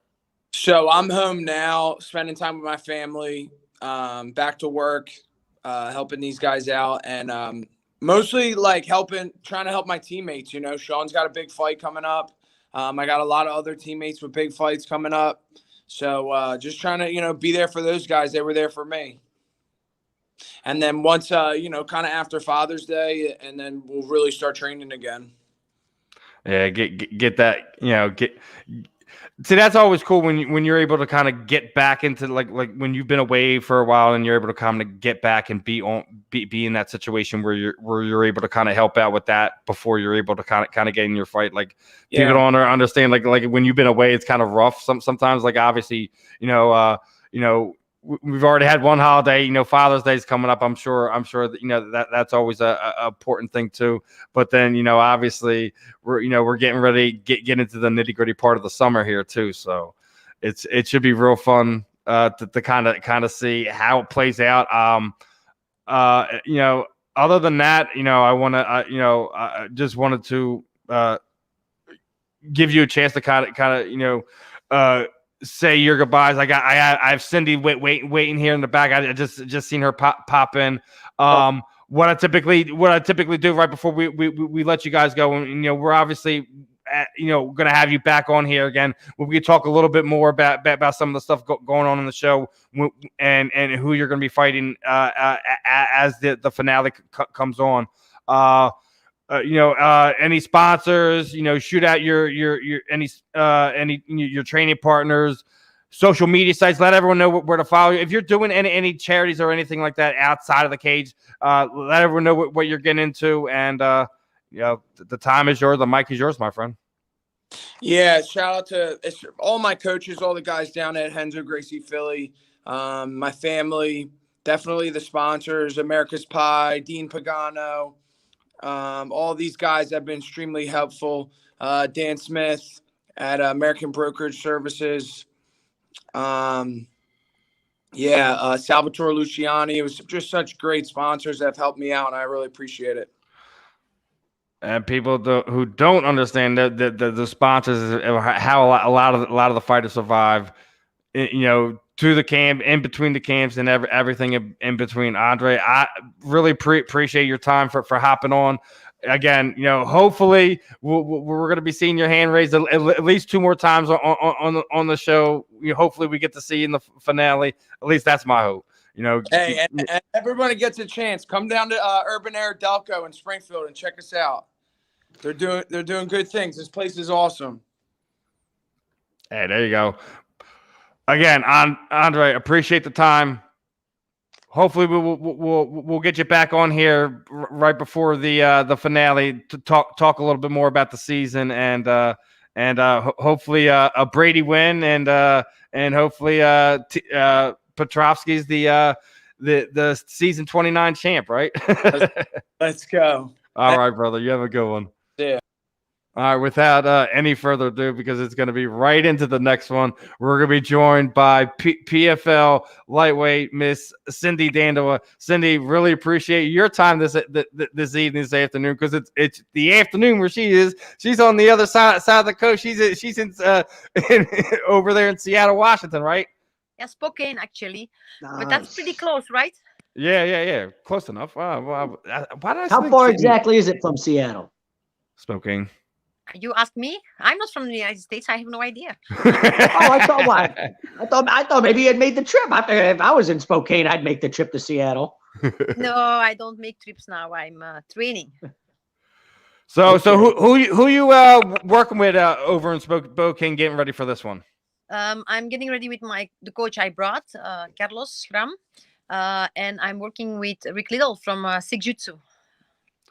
That's awesome. Now, obviously, big one here. You're going to be the half of the main event there for PFL 6. Kayla Harrison, extremely tough, well-rounded opponent. Obviously, I've already seen the trolls and the knuckleheads on social media already running their mouth saying XYZ.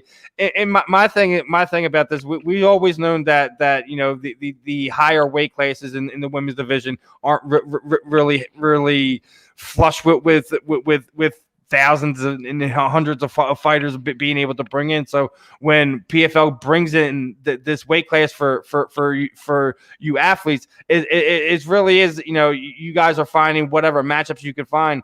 And the fact that you're no longer in the season and and here you are right back in it again, going against one of the best female fighters in your promotion. Definitely got to love that, have that opportunity. Yeah, I love it.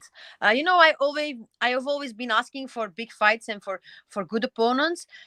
In Europe, I didn't get many offers, so I just took any fight, And then you have the same trolls again who are saying "Oh, you're picking your fights." No, I'm not picking them. I just take whatever I can get to stay active.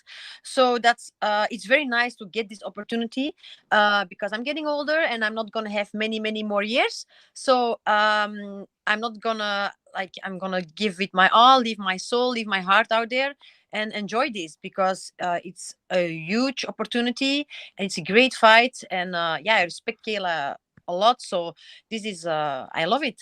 I love every piece about it. I mean, it definitely is, and I agree with you. Like, you're veteran in the sport. Invicta, UFC, now here in PFL. You've been one of the pioneers for some of the women in this sport. Of this. I guess the second wave. I would have to say of the women's MMA era. You're one of the people I kind of put a hat on. So definitely love to see you get this opportunity. Hopefully we can get this to kind of see you get some more opportunities. Like this fight with Kayla. Hopefully, as things progress, hopefully, maybe you can also get a fight with Clarissa. Obviously, she's under contract. She's another one of these big names the PFL is bringing in. Is that one of the reasons why you went to PFL? Because one it's another big opportunity, but because of the type of athletes that they're bringing in for you to face. Yeah, first of all, they're bringing in great athletes. I'm a 145er, as you saw my last weigh-in. Like, I've been eating, and I'm still weighing in like pretty low, 153, I guess it was last time. So I'm a 145er, but being healthy and being able to train and not die during my training camp is a blessing, and I just want to show that it's possible. You don't have to starve yourself to death to compete well. That's just something we have to get rid of. It's a good thing. You're so right on that. It's something I've always asked. Like, we just need to have more weight classes for all the fighters, or just like have weigh-in at some different time. Like, okay, you can make this weight. Yeah, exactly. Like you weigh in, and then a week later you guys fight or something like have some other way to have it. So you're not like going in the fight. Like, you've seen the thing that happened with the UFC fighter. I think it was within the last month that they're holding her up. She's passing out. Why is she even put in that situation? Why are we dragging them out there? Yes, it's because you athletes are ultimately warriors. You want to fight. You want to perform. You also are have families to take care of, and you want to get paid too at the same time. So I get that, but I think there's a common ground that we can come to both as both athletics and sports, and both your athletic commission can come to a way, say, hey, this is what we're going to do. And then you don't have to worry about, having so many weight classes, because that's the other problem that people have with it, that, there's too many weight classes then. Yeah. Because that's the other side of that coin. But yeah, I think there's something that should be done. And I think that's, and that's one of the things of why I like seeing you here, is because I know it's one of the things where you don't have to go and cut down the weight, and you can just sit there and fight at a natural weight, and you don't have to do anything but maintain your training and not worried about hurting yourself, and just getting good rounds. And regardless if we're talking, sparring rounds on the feet, or if we're talking rolling rounds on the mat. Indeed. I was able to focus on a lot of different things in this camp, because I didn't have to starve myself to death. I didn't have to worry about what I would be eating, or like, oh no, I cannot have this food or that food. I have to like make other food. No, I could focus on training, and that's what I did. So that's a blessing, and I love PFL for that, to realize that there are different weight classes, and there are females. More females than you would expect actually don't weigh naturally like 135 pounds. So it makes sense to have bigger weight classes. If you go to see big Olympic sports like judo, you have I speak in kilos, but minus 78 and plus 78 kilos. That's already a lot bigger than we have in MMA. So we should take an example in that and have higher weight classes for females too. It's not just for females, but even like some of the males. Like, I think that there should be one between 70 and 85, and even one between 205 and heavyweight too. Mm-hmm. True. There are like big gaps with the men too. So and that's the thing. Like, you guys don't really have big gaps. You don't have enough weight classes. Period. So your guys are kind of funneled into this one area where the men are pretty much like left the room. So that's why I've always kind of made point. I love what PFL's done so far. We'll see how that goes. And my boy Catino's already in here. He was already hyped that you were going to be on the show today. He's really looking forward to seeing how you and Kayla wind up going at it on the ground. He wants to see that more than anything. The grappling aspect is that where you kind of feel this fight is going to go? Is going to be in the grappling area, or obviously it's an MMA fight. You guys start standing, etc. But your style, her style, probably will go to the ground because I'm coming to fight. Kayla's coming to fight. Nobody's running. So if I get thrown, fine, we're on the ground. If I can like get her down like on a way or whatever, like it's coming to the ground. And Kayla is confident enough to grapple with me on the ground, and I'm confident enough to grapple with Kayla on the ground. So nobody's running here, so it's gonna be fun, I bet. I'm looking forward to it. Obviously, like I said, she's no slouch on the ground. Definitely, Olympic level grappler.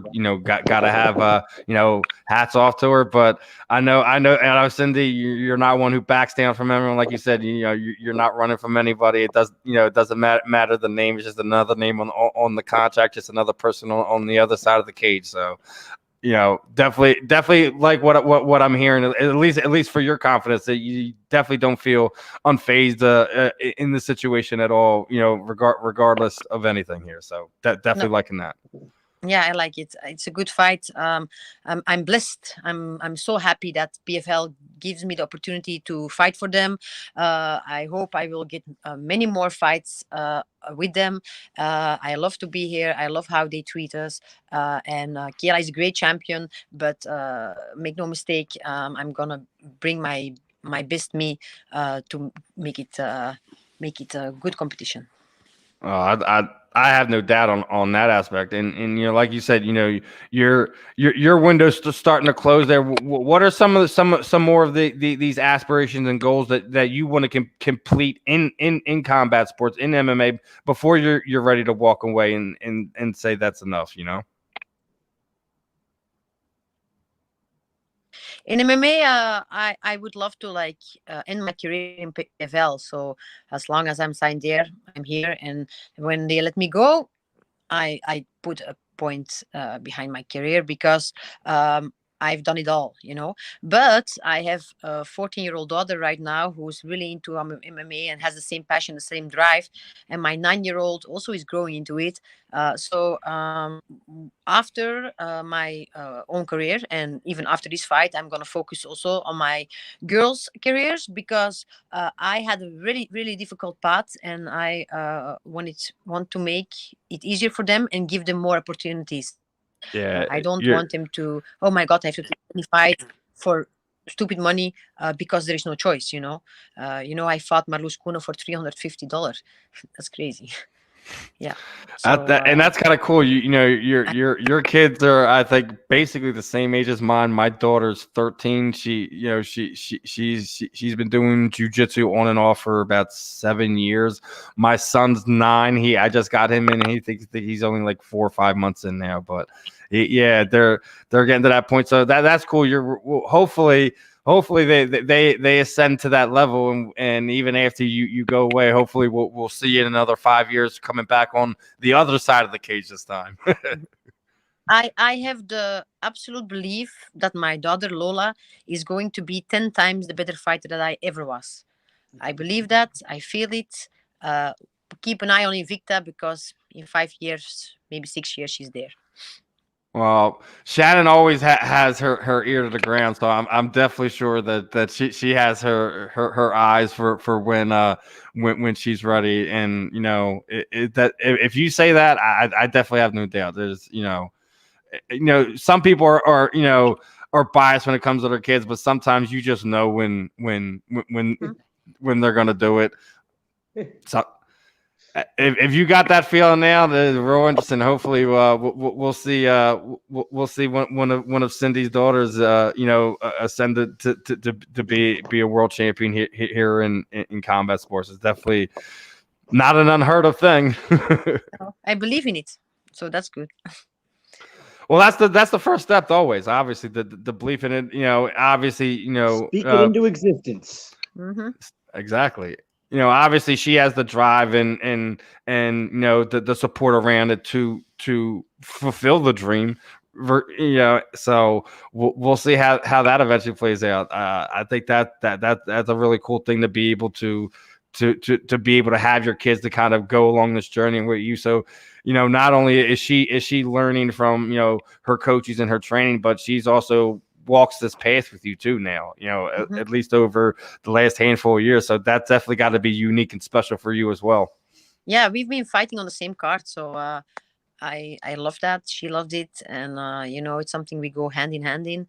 And yeah, she makes me so proud. Not only because she fights, but just because I see the special lady she's becoming. And all my kids make me proud. But yeah, I'm see her like, she's like the older one. So I see her growing, and I see like this teenage girl now, like this puber who is so smart, having great school results, and is doing great in sports, and just like hunts her goals. And I feel blessed. Like I feel really proud about that. Considering like you said, you went through some hard stuff in your life. You've battled not only in the cage but out the cage. You've done a lot to make sure sacrificed a lot of stuff for your kids to be where they're at. So may not have quite have had all the success maybe you've ever wanted inside the cage, but things that you're doing outside of the cage that are just as more important, I think. And the fact that your daughter is going along that lines, like I said, we'll find out in the next 5-10 years if she'll be a world champion or not. But I think that'll pay off all the dues itself if that does come to fruition. For sure. Like actually, I can tell with everything I have in my heart, I embrace my losses the same as my wins, as my victories, because I feel every time I lost. I had a loss on my record, or I lost a fight, I was able to pick up all my courage again, stand up, go back to the gym, and do it all over again. And I feel that's something very important in this sport. Like you can fall down, but you have to get up. If you don't find the courage to get up, like everything in life, you will never succeed. And with the small opportunities I had, and the small like I've always been working full time during any training camp, always. Still, I have big victories, and I had some losses, but I always came back. Like even now, I lost my last fight. I announced I would fight Kayla the next round, and I didn't think it over like 1 second. I was like, yeah, let's do it. Yeah, well, I don't think it's gonna be a month between the fights, between the fight with Caitlin and the fight with Kayla now, right? Like almost 2 months in between. Okay. Yeah. I was almost all right. Yeah. And it was pretty close. So like, hey, listen, it's one of the beautiful parts about the sport at times is sometimes you can just knock them out. And I think that's another cool thing about PFL is that they keep you busy.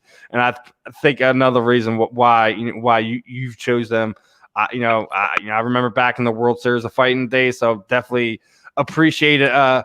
What they've done for this sport so far, watching them grow and things like that. Mm-hmm. So intrigued to see the opportunity you'll get there. Hopefully you're able to kind of fulfill some more of these dreams and goals here in PFL. We'll see what that holds for you. I don't want to keep you here too long. I know me and Zach still have a couple more things to cover. I know you got a lot of things going on your end, Cindy. Really appreciate the time this afternoon, this evening. What I typically do is throw the proverbial microphone over you. Anyone you want to thank, Team H, shoot out your social media sites, your sponsors, anything you're working with outside the cage, charities, anything like that. Let people know what you're getting into. The time is yours, my friend. Okay. Well, first of all, I want to thank my team. MMA Center. It's my own gym. We've been through COVID. We survived, and they've been supporting me from home. I want to say hi to my kids. I know you guys miss me already a long time now, but mommy will be back soon. And I want to thank in particular my coach Carlos Schramm for being the rock by my side in every step of this process. Because I got a baby 5 months ago. I lost my mom. I lost my grandmother in this process, and he's been by my side from day one. So yeah, that's it. Well, definitely thoughts and prayers for you with everything you always been going through, best of skill in the upcoming fight with Kayla. I know you're gonna give us everything that you always do every time you go out there, guys. Make sure you're tuning in to supporting all our athletes and guests this afternoon. Again, Cindy, appreciate the time. Definitely hope to have you back on here again. Get a little bit more time with a less impromptu, and we'll have some fun again. All right, my friend. Okay, thank you. Bye-bye.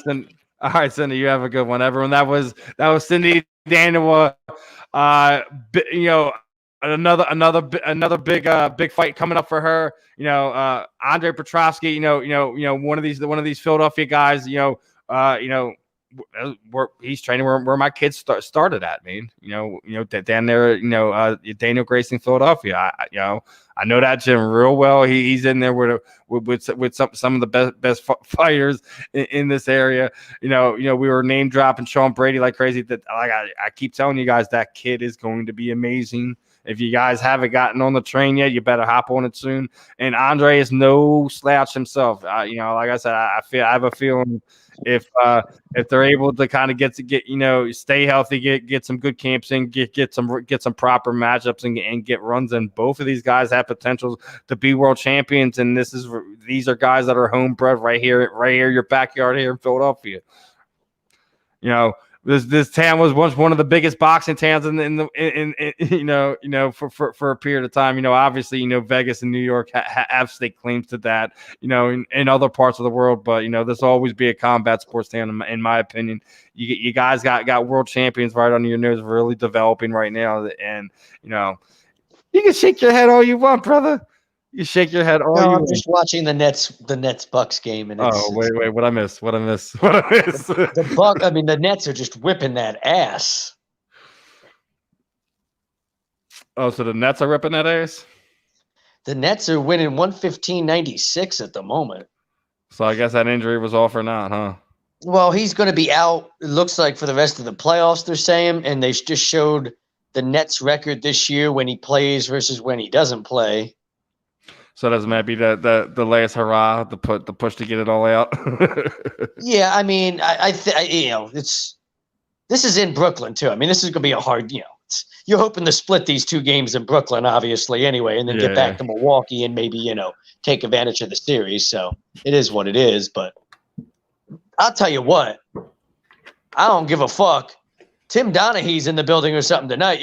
Let me tell you, the officiating has been so obvious in this one that the NBA would love to see Brooklyn in the Eastern Conference Finals. They would love to see a Brooklyn-Philly Eastern Conference Final matchup. I'm just saying, I can already see it with the officiating in this one. They literally said they lost their matchup for the Western Conference, so they got to save the one they have on this side. I guess so, because the last thing they want to see is a Suns-Bucks NBA Finals, which could very well happen. If the Bucks go and face us in the Eastern Conference Finals, all of a sudden the Bucks beat the Sixers. You've got a Phoenix Suns, Milwaukee Bucks NBA Finals, and that's the last thing that the NBA wants. The very last thing. Now, I know you got a few more things you wanted to get off your chest, but we got the last 13 minutes or so that we got here. I know you had some NFL things you want to touch on. I know you went on unload on this baseball team. You've already been sitting there waiting for it. I'm about to unload on the officiating in this playoff game. How about that? The fuck is that, dude? The dude for the Bucks hit a 3 while getting fouled, and they somehow said it's on the floor and it's 2 foul shots. And I swear to God, he banked it up. He banked the 3 of them. You're going to fucking see it later. And then they just called this punk-ass fucking foul. I don't know who the dude is, but Kyrie Irving just dove across the floor. So, of course, it had to be a foul, right, Steven? But no, seriously. We're going to get started on Kyrie. We're going to get started on Kyrie because then he started enough stuff this week. The guy believes that the earth is flat. Okay, let's be honest here. The guy's got fucking issues. I'm not rooting for anybody that's a flat earther. Fuck that. It's fucking dumbass. But how do you bank home a 3 while getting fouled, and they tell you that it happened on the floor and that you're shooting 2 foul shots? That's a technical. Somebody just pushed Blake to the ground. Oh man, I love you, brother. This sucks. I mean, seriously, this is supposed to be a good series. Are you done? Are you done venting, brother? I don't even want to talk about the Phillies. They're not even worth my goddamn time. They won today. I told you that. Bryce is back. Bryce is back too. That's going to help. Where was the Zach from 2 months ago that told me they were going to win like almost 100 games? Because the Zach from 2 months ago actually thought this team could catch a pop-up, but this team can't catch a pop-up. So what are you going to do? How the hell you going to win 95 games if you can't catch a pop-up and make a fucking field a ground ball and throw it across the diamond? You can't. You're not going to win nothing. Jesus Christ, we're like 3 games out of first place, or we were like last time I checked, which was like a week and a half ago. But I mean, hell, at that point, we were like a game under 500, and we were still only like a game and a half out of first. How in the hell? It's a week NL East. You're going to capitalize on it, and instead, you can't even catch a fucking pop-up. And Joe Girardi's over here getting in pissing contests with Howard Eskin. Why would you even entertain Howard? I wouldn't. If I was anyone involved with any of the major Philly sports team, I just wouldn't even entertain questions from Howard Eskin and be like, okay, next. I mean, at least Charlie Manuel challenged him to come fight him in the clubhouse. Like, no, he didn't challenge him. He from my understanding, he gripped him up and attempted to, and just remember in the post-game press conference, he was like, "I'll be there, Howard." Oh, Blake just got a technical. Told you that was going to happen. Told you. Oh man, I'm ready for somebody to challenge somebody to a fight. Let me tell you, I don't give a fuck what it is. This Phillies team, I want everybody. I want our 2 MMA dudes. I want 12 rounds with like everybody on the Phillies team except probably Bryce, because Bryce might actually hurt somebody. But like everybody else actually has to go in the fucking octagon with these motherfuckers. Like 12 rounds in the octagon. Nick Maton against this Andre what was his name? Petroski guy. That's not fun, dude. You should go one of his knockouts. That's not pretty. That's not something you would wish. I've got some Philly athletes that can line up to get knocked out by Andre Petroski. Sean might be a little bit better equipped to do it too. Brady. I mean, hell, he can have some too. We got enough athletes to go around for everybody. And there's special athletes that I'm going to let. There's Kyrie. There's the flat earther. You're never going to leave him alone for that one. You can even have a way with certain Philly athletes. Like, you can just take your pick. Which one you want to kick the ass of?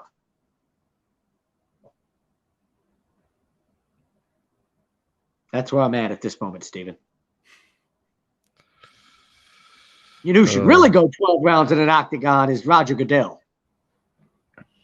Right? Put him in the octagon with one of these motherfuckers. I don't know. Jeez, that was a deep 3. Holy hell. I know you saw, you Googled and looked at everything after I told you about that shit with the NFL, right? No, but go ahead. Just go ahead, brother. I mean, listen, we all know that, like, there's certain people that are racist idiots, right? But very rarely do you have a racist idiot who comes out and goes, "Hi, I'm a racist idiot," right? Like really, like that's almost what the NFL has done in this situation. Like they literally just came out and like, first of all, it's where they said they're going to stop race norming.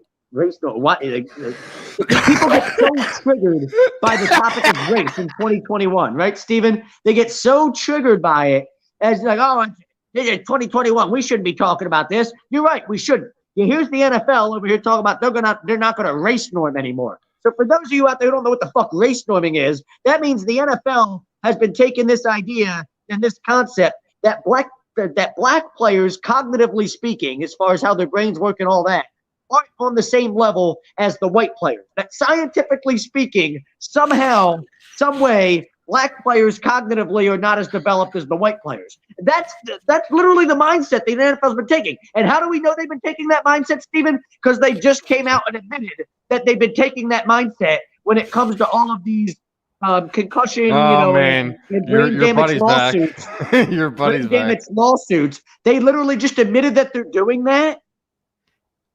And then they said they're going to stop. So literally they just admit, oh yeah, sorry that we've been being very racist for like the past, I don't know how many years, but we're going to stop now. Is that not the most insane thing you've ever heard, Steven? Like, I don't even understand how to like break that one down for people.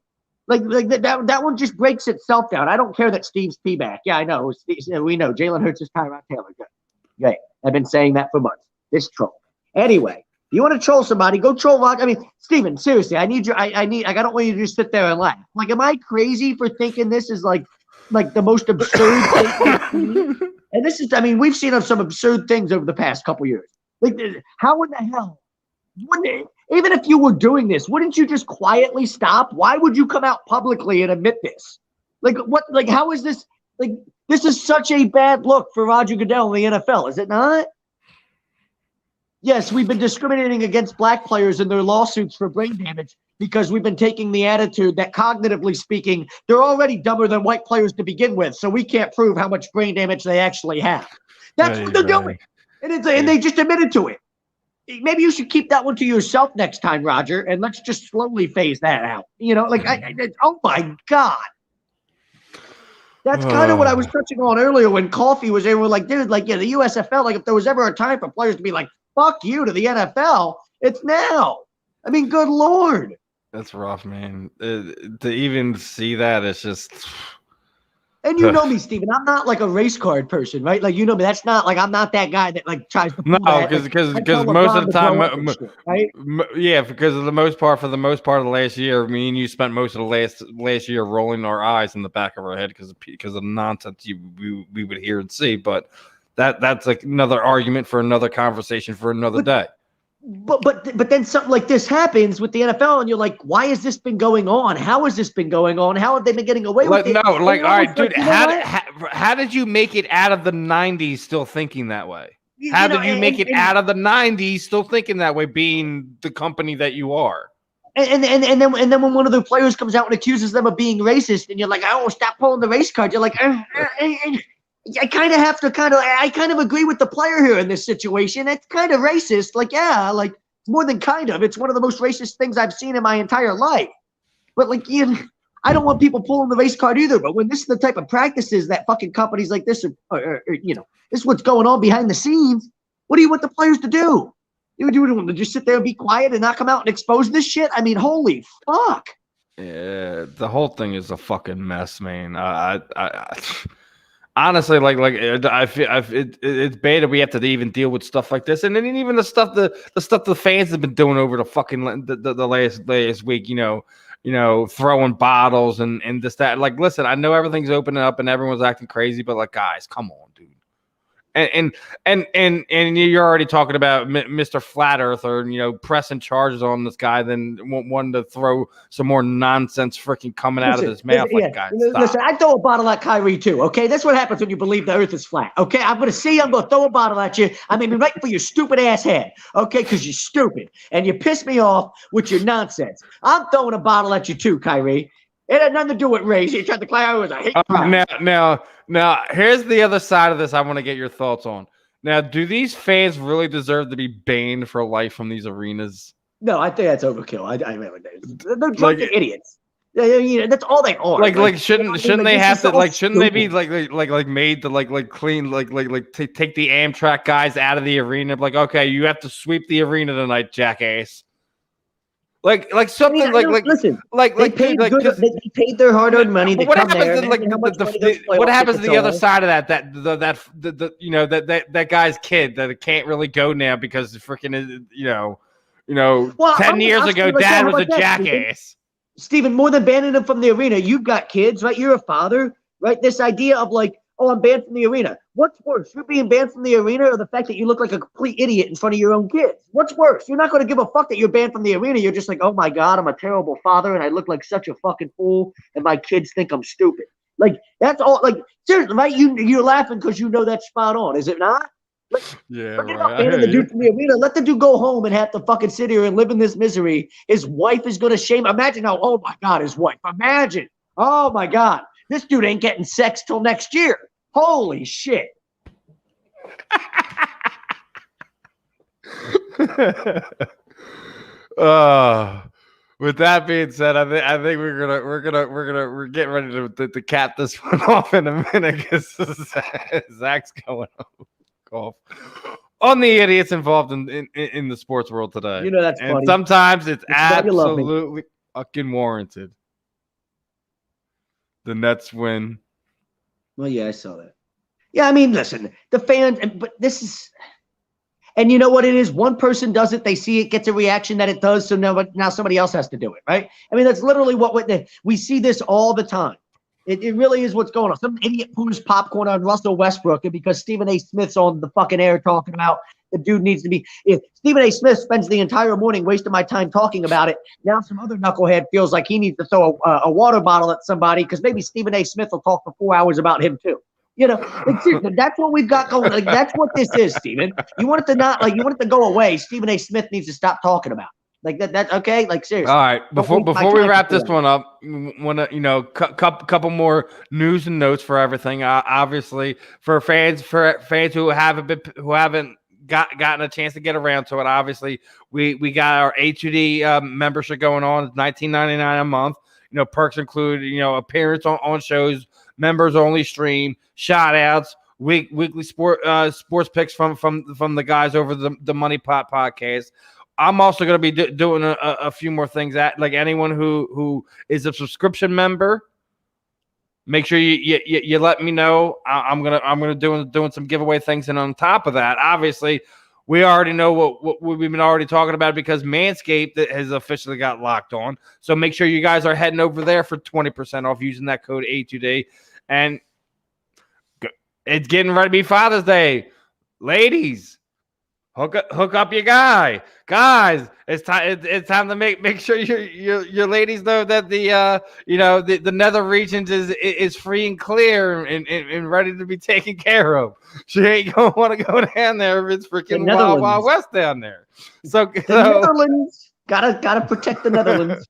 So again, guys, make sure you're using the A2D code for Manscaped. Anybody who's using the code both for Manscaped and for Body Check, anyone who is the A2D membership, make sure you guys are letting me know. I'm gonna be adding some things to be doing the giveaway. No one claimed the West Chamberlain jersey, so guess what? It's being rethrown back in. I got other signed things we're gonna do. You support us. We're gonna get back to you. Make sure you give back to the guys that take care of us. Body Check, Manscaped. Obviously, Expo Realty, who takes care of us here on the weekly roundup. Mr. Burr, anything you want to add before I get ready to put a bow on this thing, my friend? Tell everybody that the West Chamberlain jersey is a Wilt Chamberlain jersey, and I think somebody might. Well, I can't lie about something like that's not like a weird flub like that. I'm sorry. I didn't say West Chamberlain. I swear to God, I told you it was West Chamberlain. I love you, brother. All right, guys. Appreciate all the fam, everyone in the chat, Bryce, Catino, Corey, all my old cage side submission guys are hopping on tonight daily for being engaging tonight. Brinkman, we definitely got to figure out what is wrong with your hate for the Sixers right now. We got to figure out that one. They call him knee jerk Sprinks for a reason. It's just what he does. He's I know it's rough right now. I know it's rough. We'll get Jesse Davis out. He was definitely a new one over there on YouTube tonight. Definitely appreciate Jesse for tuning in. So guys, make sure you're again subscribe, support. Make sure you're checking out all the other programming we got. Got another fun one lined up for you. I got a first time champion coming on for you guys next week. Make sure you guys are locked in. Make sure you're supporting everything we're doing from us here on the weekly roundup to all the other shows, to AM and the PM, the Birds of the Feather, in this very ring. All them guys. Make sure you're showing them love. This was another fun one, guys. I'm Steve. He's Zach. Catch you guys.